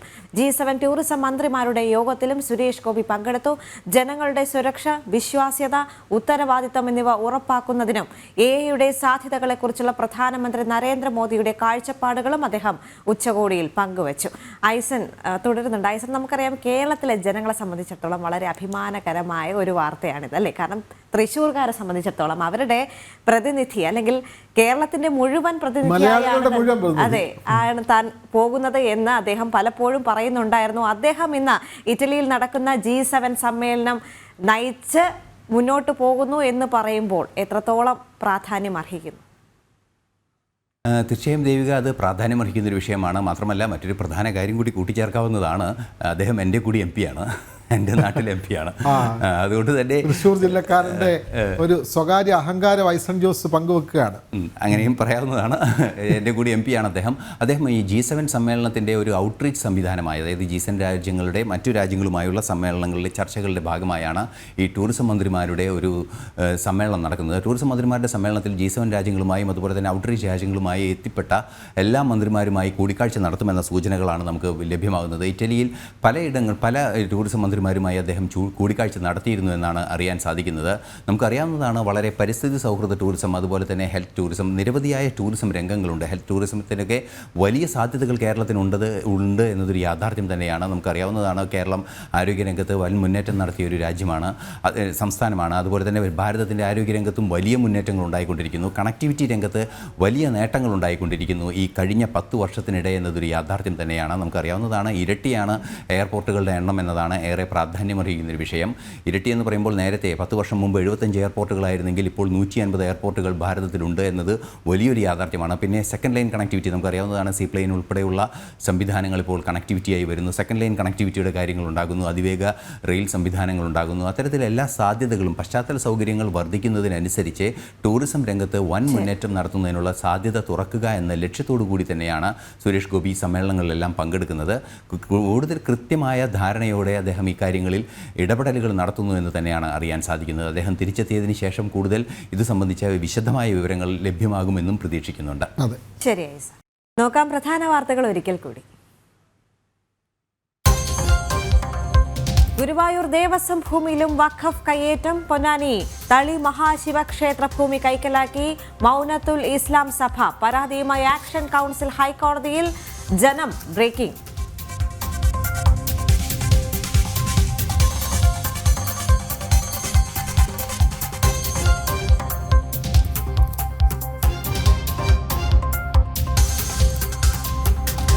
ഇനി ശരണം വിളിയുടെ പുണ്യകാലം. മണ്ഡല മകരവിളക്ക് തീർത്ഥാടനത്തിനായി ശബരിമല നട ഇന്ന് വൈകിട്ട് തുറക്കും.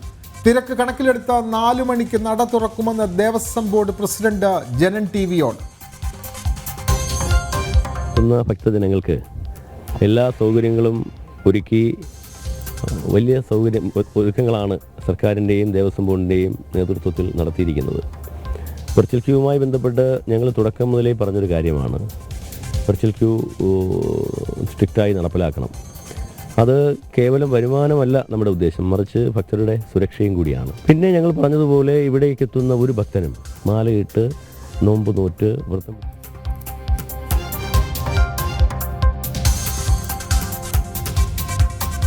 ഹൈക്കോടതി ഇടപെട്ടിട്ടും ശബരിമല സർവീസിന് അയക്കുന്നതിൽ ഭൂരിപക്ഷവും കാലാവധി കഴിഞ്ഞ ബസ്സുകൾ.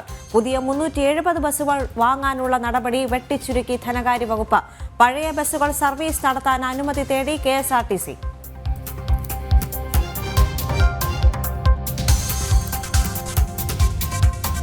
EP ജയരാജന്റെ ആത്മകഥാ വിവാദത്തിനിടെ CPM സംസ്ഥാന സെക്രട്ടേറിയറ്റ് ഇന്ന് യോഗത്തിൽ പങ്കെടുക്കാൻ EP തലസ്ഥാനത്തെത്തി. ഗൂഢാലോചന വാദത്തിൽ ഉറച്ച് ജയരാജൻ.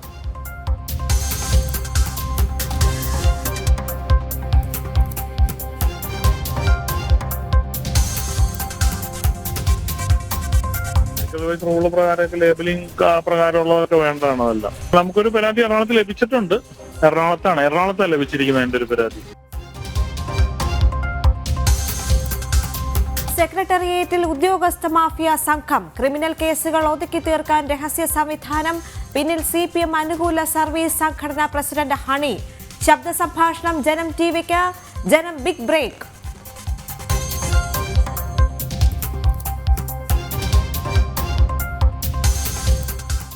കണ്ണൂർ കേളകത്ത് നാടക സംഘത്തിന്റെ വാഹനം മറിഞ്ഞ് 2 മരണം. മരിച്ചത് നാടക കലാകാരികളായ അഞ്ജലിയും ജെസ്സി മോഹനും. അപകടം പുലർച്ചെ നാടകം കഴിഞ്ഞ് മടങ്ങവേ.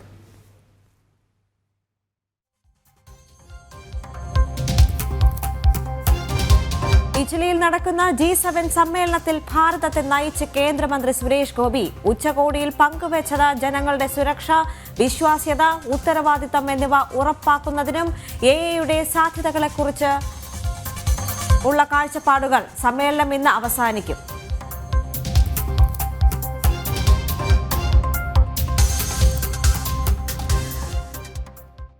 സെക്രട്ടേറിയറ്റ് കേന്ദ്രീകരിച്ച് ഉദ്യോഗസ്ഥ മാഫിയ പ്രവർത്തിക്കുന്നു എന്നുള്ള വളരെ പ്രധാനപ്പെട്ട ഒരു വാർത്തയിലേക്ക് പോകാം. ക്രിമിനൽ കേസുകൾ ഒതുക്കി തീർക്കാൻ സെക്രട്ടേറിയറ്റ് കേന്ദ്രീകരിച്ച് ഉദ്യോഗസ്ഥ മാഫിയ സംഘം രഹസ്യ സംവിധാനം പ്രവർത്തിക്കുന്നത് CPM അനുകൂല സർവീസ് സംഘടനാ പ്രസിഡന്റ് ഹണിയുടെ നേതൃത്വത്തിലാണ്. സംഭവം നടന്നത് CPM സംസ്ഥാന സെക്രട്ടറി MV ഗോവിന്ദൻ എക്സൈസ് മന്ത്രിയായിരിക്കെ. ശബ്ദ സംഭാഷണം ജനം TVക്ക് ലഭിച്ചു. ജനം ബിഗ് ബ്രേക്കിംഗ്. ആ വാർത്തയിലേക്ക്. അതെ, ഇവിടത്തെ കഴിഞ്ഞ പരിപാടികള് സംഭവം ഇനി ഒരനക്കം ഉണ്ടാവില്ല. അതല്ലേ, ആയിക്കോട്ടെ. പ്രാഥമിക ഒന്നും അവരോട് അങ്ങനെ പറയണ്ട. പ്രാഥമിക അന്വേഷണങ്ങൾ നടക്കും.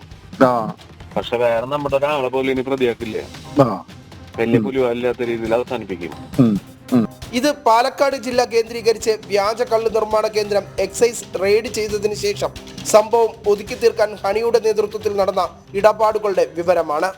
നിലവിലെ CPM സംസ്ഥാന സെക്രട്ടറി MV ഗോവിന്ദൻ എക്സൈസ് മന്ത്രിയായിരിക്കെയാണ് ഈ ഇടപാടുകൾ നടന്നതായി ശബ്ദരേഖയിൽ വ്യക്തമാകുന്നത്. കോടതിയിൽ പിന്നെ എക്സൈസിന്റെ ഭാഗത്തു നിന്നുള്ള ജാമ്യം അങ്ങനത്തെ കേസുകൾ അന്വേഷണം ക്രൈംബ്രാഞ്ച് നെൽസനെ വിളിച്ചു. മറ്റേ മന്ത്രിയുടെ PS വന്നു, ഗോവിന്ദൻ മാസ്റ്റർ പറഞ്ഞു, പിന്നെ നമ്മുടെ ഹണി സാറ്, പിന്നെ വേറെ 2 ഉദ്യോഗസ്ഥന്മാർ, അങ്ങനെ 4-5 ഉദ്യോഗസ്ഥന്മാരെ ഇരുന്നിട്ടാണ് ഡീൽ ചെയ്ത്. അന്ന് MV ഗോവിന്ദന്റെ PA ആയിരുന്ന VPP മുസ്തഫയും ഈ കൂടിക്കാഴ്ചകളിൽ ഉണ്ടായിരുന്നുവെന്ന് ശബ്ദരേഖയിൽ നിന്ന് വ്യക്തമാകുന്നുണ്ട്. പാലക്കാട് ജില്ലയിലെ അബ്കാരികളുടെ പ്രത്യേക ദൂതനായ ബിജു മറ്റൊരു അബ്കാരിയോട് സംസാരിക്കുന്ന ശബ്ദരേഖയാണിത്. സെക്രട്ടേറിയറ്റ് ഉദ്യോഗസ്ഥനായ ഹണിയും മറ്റ് 4 പേരും ചേർന്ന് തുടർ അറസ്റ്റുകൾ ഒഴിവാക്കാനായി ശ്രമിച്ചുവെന്ന് ഇതിലൂടെ വ്യക്തം. ഇതിന് കൈക്കൂലിയായി 10 ലക്ഷം രൂപ വാങ്ങിയെന്നും ശബ്ദരേഖയിൽ തന്നെ വ്യക്തമാകുന്നുണ്ട്.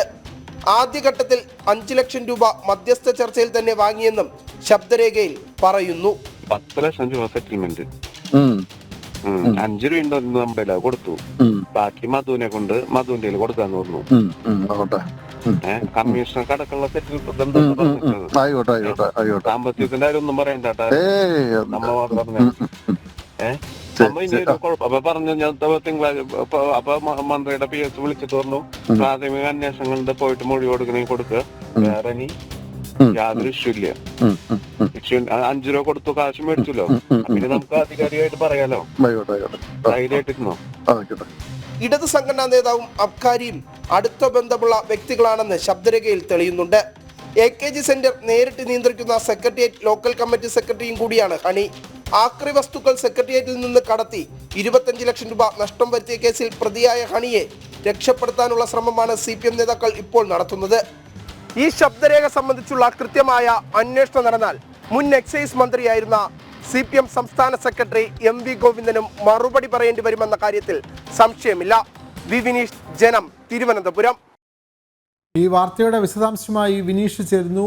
വിനീഷ്, നമസ്തേ. എന്തായാലും വളരെ പ്രധാനപ്പെട്ട ഒരു വാർത്തയാണ് ഈ നിമിഷം വിനീഷ് പങ്കുവച്ചത്. ശബ്ദരേഖയിൽ കാര്യങ്ങൾ വ്യക്തമാണ്. പണം കൊടുത്തത്, ആ ഇടപാടുകളെല്ലാം വ്യക്തമാണ്. അപ്പോൾ മുൻ മന്ത്രി എന്ന് പറയുന്നത് പാർട്ടിയുടെ ഇപ്പോഴത്തെ സംസ്ഥാന സെക്രട്ടറി MV ഗോവിന്ദൻ. അന്വേഷിച്ചാൽ ഇതൊക്കെ കണ്ടെത്തേണ്ടി വരും, അത് പലതും തെളിയും. സംസ്ഥാന സെക്രട്ടറിയാണ് അദ്ദേഹം. അന്വേഷണം നടക്കില്ല എന്നുള്ള കാര്യം ഉറപ്പാണ്. പക്ഷേ അഴിമതി നടന്നു, ഇത്തരത്തിലുള്ള മാഫിയ അവിടെ പ്രവർത്തിക്കുന്നു എന്നുള്ളതിൻ്റെ ഏറ്റവും പ്രകടമായ ഒരു തെളിവല്ല ഇപ്പോൾ ലഭിച്ചിട്ടുള്ളത്. വിനീഷ്.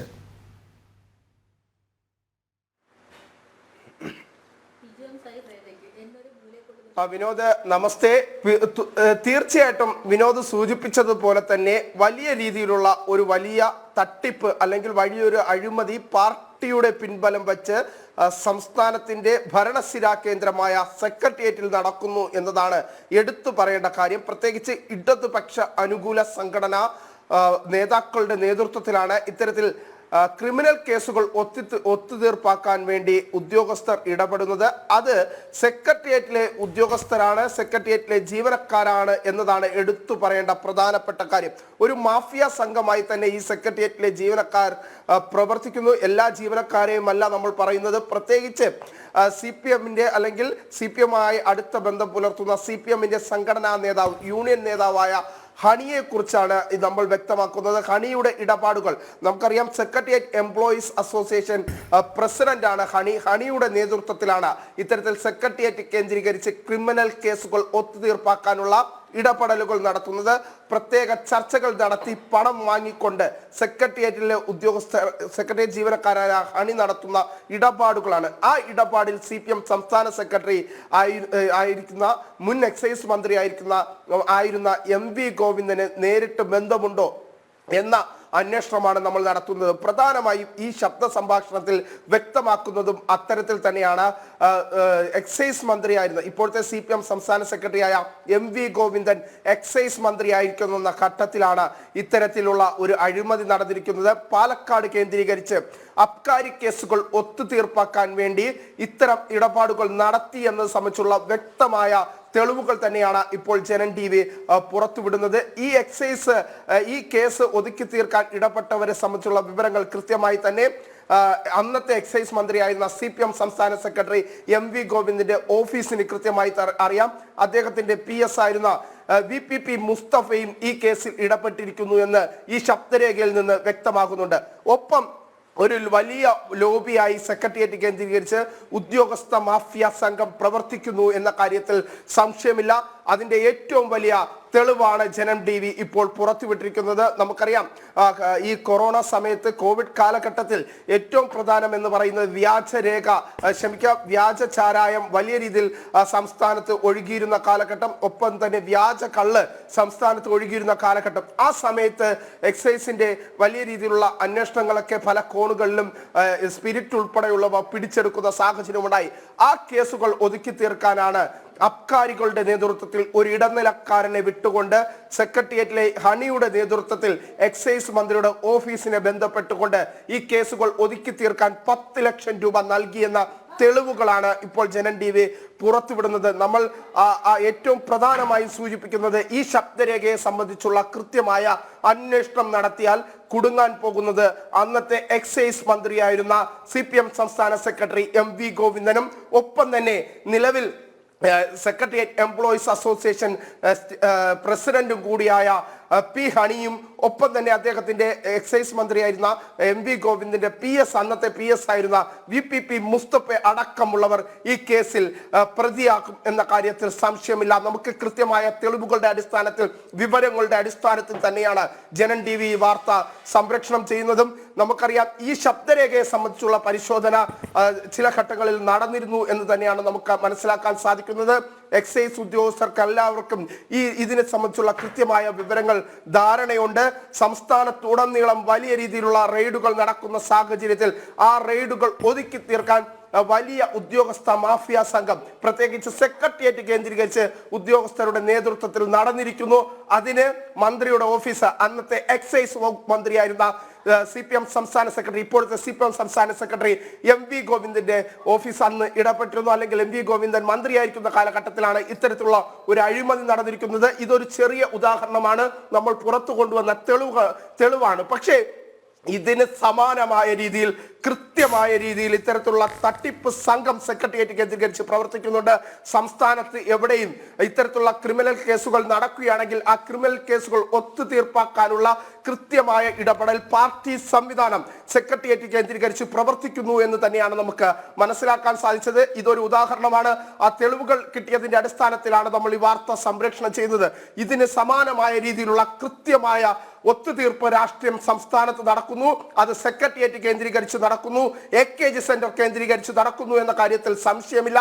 അതിന് ഏറ്റവും പ്രധാനപ്പെട്ട തെളിവാണ് ഇപ്പോൾ ജനൻ TV പുറത്തുവിട്ടിരിക്കുന്നത്. നമുക്കറിയാം അബ്കാരി കേസ് ഒത്തുതീർപ്പാക്കാൻ വേണ്ടിയിട്ട് 10 ലക്ഷം രൂപ കൈക്കൂലി വാങ്ങിക്കൊണ്ട് മറ്റ് നടപടികൾ പൂർത്തിയാക്കാൻ അല്ലെങ്കിൽ അബ്കാരികളെ ബുദ്ധിമുട്ടിക്കാതിരിക്കാൻ അന്നത്തെ എക്സൈസ് വകുപ്പിന്റെ ചുമതല ഉണ്ടായിരുന്ന മന്ത്രിയും മന്ത്രിയുടെ ഓഫീസും ഇടപെട്ടു എന്നത് സംബന്ധിച്ചുള്ള കാര്യത്തിൽ സംശയമില്ല. ഒപ്പം തന്നെ ഇതിൽ ഇടനിലക്കാരനായി നിന്നത് അബ്കാരികളുടെ അന്നത്തെ ഇടനിലക്കാരനായി നിന്നത് ബിജു എന്ന മറ്റൊരു അബ്കാരിയാണ്. ആ അബ്കാരി സംസാരിക്കുന്ന ശബ്ദ സംഭാഷണമാണ്, ഇടനിലക്കാരന്റെ ശബ്ദ സംഭാഷണമാണ് ഇപ്പോൾ ജനൻ TV പുറത്തുവിട്ടിരിക്കുന്നത്. എന്തായിരുന്നാലും നിർണായകമായ ഒരു തെളിവ്, ആ നിർണായകമായ തെളിവിൽ കൃത്യമായ അന്വേഷണം നടത്താൻ ഇവിടുത്തെ ഭരണ സംവിധാനം തയ്യാറായാൽ കൃത്യമായി തന്നെ സെക്രട്ടേറിയറ്റ് കേന്ദ്രീകരിച്ച് ഒത്തുതീർപ്പ് രാഷ്ട്രീയം നടത്തുന്ന അല്ലെങ്കിൽ ഒത്തുതീർപ്പ് നടത്താൻ ശ്രമിക്കുന്ന ഉദ്യോഗസ്ഥർ കുടുങ്ങും എന്ന കാര്യത്തിൽ സംശയമില്ല. ഒപ്പം തന്നെ ഇന്നത്തെ CPM സംസ്ഥാന സെക്രട്ടറി ആയിരിക്കുന്ന അന്നത്തെ എക്സൈസ് മന്ത്രിയായിരിക്കുന്ന MV ഗോവിന്ദനെതിരെയും ഈ വാൾ വീശാനുള്ള സാധ്യതകൾ നിലനിൽക്കുന്നുണ്ട്. അല്ലെങ്കിൽ VPP മുസ്തഫയിലേക്ക് ഈ വിഷയം ഒതുങ്ങോ എന്നൊക്കെ സംബന്ധിച്ചുള്ള കൃത്യമായ അന്വേഷണം നടക്കേണ്ടതുണ്ട്. തെളിവുകളുടെ അടിസ്ഥാനത്തിൽ സെക്രട്ടേറിയറ്റ് കേന്ദ്രീകരിച്ച് ജീവനക്കാർ ജോലിയല്ല ചെയ്യുന്നത്, സെക്രട്ടേറിയറ്റ് കേന്ദ്രീകരിച്ച് ഇടതുപക്ഷ അനുകൂല സംഘടനാ പ്രതിനിധികൾ നടത്തുന്ന വലിയ മാഫിയ തട്ടിപ്പ് തന്നെയാണ്. ക്രിമിനൽ കേസുകൾ ഒത്തുതീർപ്പാക്കാനുള്ള മാഫിയ തട്ടിപ്പ് സംബന്ധിച്ചുള്ള കൃത്യമായ വിവരങ്ങളാണ് ഇപ്പോൾ ജനൻ ടിവി പുറത്തുവിട്ടിരിക്കുന്നത്. ആ ശബ്ദ സംഭാഷണത്തിൽ കൃത്യമായി തന്നെ പറയുന്നുണ്ട്, ആദ്യഘട്ടത്തിൽ ആദ്യ സിറ്റിംഗ് നടക്കുന്ന സമയത്ത് 5 ലക്ഷം രൂപ കൃത്യമായി തന്നെ ആദ്യത്തെ സ്പോട്ട് മീറ്റിംഗ് നടക്കുന്ന സമയത്ത് നൽകി. അതിനുശേഷം അടുത്ത 5 ലക്ഷം രൂപയും കൈമാറും. അതോടുകൂടി ഈ കേസ് പൂർണ്ണമായും ഇല്ലാതാകും. അതിന്റെ പ്രാഥമികമായ ചില അന്വേഷണങ്ങൾ നടക്കും. അതിൽ ഒരു കാരണവശാലും ഒരു അബ്കാരികളും പേടിക്കേണ്ട കാര്യമില്ല എന്ന് സംബന്ധിച്ചുള്ള വിവരങ്ങൾ തന്നെയാണ് കൃത്യമായി ഇപ്പോൾ പുറത്തു വന്നിരിക്കുന്നത് എന്ന കാര്യത്തിൽ സംശയമില്ല. ഈ തെളിവുകൾ തന്നെയാണ് ജനൻ ടിവി പുറത്തുവിടുന്നത്. ഇത് സംബന്ധിച്ചുള്ള അന്വേഷണം നടത്താൻ ഭരണ നേതൃത്വം തയ്യാറായാൽ കുടുങ്ങാൻ പോകുന്നത് CPM-ന്റെ ഉന്നത നേതാക്കളും ഒപ്പം തന്നെ സെക്രട്ടേറിയറ്റ് കേന്ദ്രീകരിച്ച് കേസുകൾ ഒത്തുതീർപ്പാക്കുന്ന മാഫിയ ജീവനക്കാരുമാണ് എന്ന കാര്യത്തിൽ സംശയമില്ല. വിനോദ്, തീർച്ചയായും വിനീഷ് വളരെ പ്രധാനപ്പെട്ട വാർത്തയാണ് പങ്കുവച്ചിരിക്കുന്നത്. തുടർ വാർത്തകളിലും ഇതിന്റെ വിശദാംശങ്ങൾ വേണം. സമയത്തിന്റെ പരിമിതി മൂലം ഈ വാർത്തയിൽ നമ്മൾ ഇടപെടുകയാണ്. എന്തായാലും വളരെ പ്രധാനപ്പെട്ട വാർത്ത. സെക്രട്ടേറിയറ്റ് കേന്ദ്രീകരിച്ച് ഉദ്യോഗസ്ഥ മാഫിയ അഴിമതിക്ക് കൂട്ടുനിൽക്കുന്നു. അതും എക്സൈസ് വകുപ്പിലാണ് നടന്നിട്ടുള്ളത് എന്നുള്ളതാണ് ഇന്നത്തെ പാർട്ടി സംസ്ഥാന സെക്രട്ടറി മന്ത്രിയായിട്ടിരിക്കുമ്പോഴാണ്. ഇപ്പോഴത്തെ എക്സൈസ് മന്ത്രി MB രാജേഷാണ്. അദ്ദേഹമാണ് ഇക്കാര്യത്തിൽ ഒരു തീരുമാനം എടുക്കേണ്ടത്. പക്ഷേ പാർട്ടി സെക്രട്ടറിയുടെ കാലത്തെ ഒരു അഴിമതി എങ്ങനെ ഇപ്പോഴത്തെ മന്ത്രി അന്വേഷിക്കും, അല്ലെങ്കിൽ അന്വേഷിക്കാൻ ഉത്തരവിടും എന്നുള്ളത് വലിയ ചോദ്യം തന്നെയാണ്. വിനീഷാണ് ഈ വാർത്ത പങ്കുവച്ചത്. വിനോദ്, ഇന്നൊരു പ്രത്യേക ദിനം കൂടിയാണ്. ഇന്ന് ഗുരു നാനക് ജയന്തിയാണ്. സിഖ് മതത്തിന്റെ സ്ഥാപകനും ആദ്യ സിഖ് ഗുരുവുമായ ഗുരു നാനക്കിന്റെ 555-ാം ജന്മവാർഷികം. പ്രത്യേക പ്രാർത്ഥനകളും ആഘോഷ പരിപാടികളുമാണ് ഗുരു നാനക് ജയന്തിയോടനുബന്ധിച്ച് നടക്കുന്നത്. ലോകമെമ്പാടുമുള്ള സിഖ് മതസ്ഥരെ സംബന്ധിച്ച് ഏറെ ഭക്തിയും പ്രാധാന്യവും നിറഞ്ഞ ദിവസമാണ് ഗുരു നാനക് ജയന്തി. AD 1469 കാർത്തിക പൂർണിമ ദിനത്തിലാണ് സിഖ് മതത്തിന്റെ സ്ഥാപകനും ആദ്യ ഗുരുവുമായ ഗുരു നാനക് ജനിച്ചത്. ഇന്നത്തെ പാകിസ്ഥാന്റെ ഭാഗമായ പഞ്ചാബ് പ്രവിശ്യയിലെ ഷെയ്ഖ്പുര ജില്ലയിലെ റായ്ഭോയ്ദി തൽവാന്തി എന്ന സ്ഥലത്തായിരുന്നു അദ്ദേഹത്തിന്റെ ജനനം. ഇന്ന് ആ സ്ഥലം നൻകാന സാഹിബ് എന്നറിയപ്പെടുന്ന പ്രശസ്തമായ സിഖ് തീർത്ഥാടന കേന്ദ്രമാണ്. ഗുരു നാനക് ജയന്തിയോടനുബന്ധിച്ച് 3 ദിവസങ്ങളിലായി നടക്കുന്ന ആഘോഷ പരിപാടികളിൽ പങ്കെടുക്കാനായി ലോകത്തിന്റെ വിവിധ ഭാഗങ്ങളിൽ നിന്നുള്ള സിഖ് സമൂഹം നൻകാന സാഹിബിലെത്തിയിട്ടുണ്ട്. കബീർദാസിന്റെ സന്ദേശങ്ങളിൽ നിന്ന് പ്രചോദനം ഉൾക്കൊണ്ടുകൊണ്ടായിരുന്നു ഗുരു നാനാക്കിന്റെ പ്രവർത്തനങ്ങളും പിന്നീട് സിഖ് മത രൂപീകരണവും. ഗുരുദ്വാരകളിൽ പ്രത്യേക പ്രാർത്ഥനകളും സാംസ്കാരിക പരിപാടികളും ഗുരു നാനക് ജയന്തിയോടനുബന്ധിച്ച് നടക്കും. ജനം, ഡൽഹി.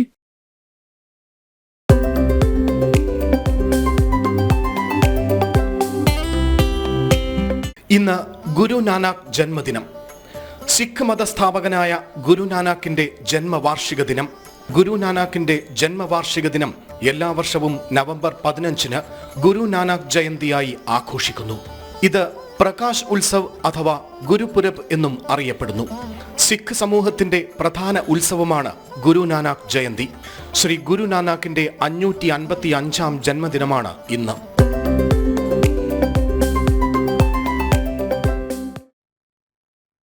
സമൂഹത്തിനെ സംബന്ധിച്ച് വളരെ പ്രധാനപ്പെട്ട ദിവസമാണ്. നമുക്ക് മറ്റൊരു വാർത്തയിലേക്ക് പോകാം. കൊല്ലം കുന്നിക്കോട് യുവാവിനെ കൊലപ്പെടുത്തിയ കേസിൽ അച്ഛനും മകനും ജീവപര്യന്തം തടവും പിഴയും ശിക്ഷ. കുന്നിക്കോട് സ്വദേശി സലാഹുദ്ദീൻ, മകൻ ദിമീജ് അഹമ്മദ് എന്നിവരെയാണ് കൊട്ടാരക്കര SC/ST കോടതി ശിക്ഷിച്ചത്. മരത്തിൻ്റെ ശിഖരം വെട്ടിയപ്പോൾ പറമ്പിൽ വീണെന്ന കാരണത്താൽ സമീപവാസിയായ അനിൽകുമാറിനെയാണ് പ്രതികൾ കൊലപ്പെടുത്തിയത്. 2022 സെപ്റ്റംബർ 17-നാണ് അനിൽകുമാർ കൊല്ലപ്പെടുന്നത്. അനിൽകുമാറിന്റെ വസ്തുവിലെ തേക്കുമരം വെട്ടിയപ്പോൾ ശിഖരം അയൽവാസിയായ സലാഹുദ്ദീന്റെ പറമ്പിൽ വീണു. തുടർന്ന് ഇതിനെ ചൊല്ലി ഇരുവരും തർക്കത്തിലായി. പിന്നാലെ വെളുപ്പിന് 2 മണിക്ക് സലാഹുദ്ദീനും മകൻ ദമീഷ് അഹമ്മദും മാരകായുധങ്ങളുമായി അനിൽകുമാറിന്റെ വീട്ടിലേക്കെത്തി. ഉള്ളിലേക്ക് കയറിയ ഇരുവരും ചേർന്ന് അനിൽകുമാറിനെ ആയുധങ്ങൾ കൊണ്ട് ആക്രമിച്ച് കൊലപ്പെടുത്തുകയായിരുന്നു. അനിൽകുമാറിന്റെ തലയ്ക്കുൾപ്പെടെ ശരീരത്തിലാകമാനം 20-ലേറെ മുറിവുകൾ ഉണ്ടായിരുന്നു.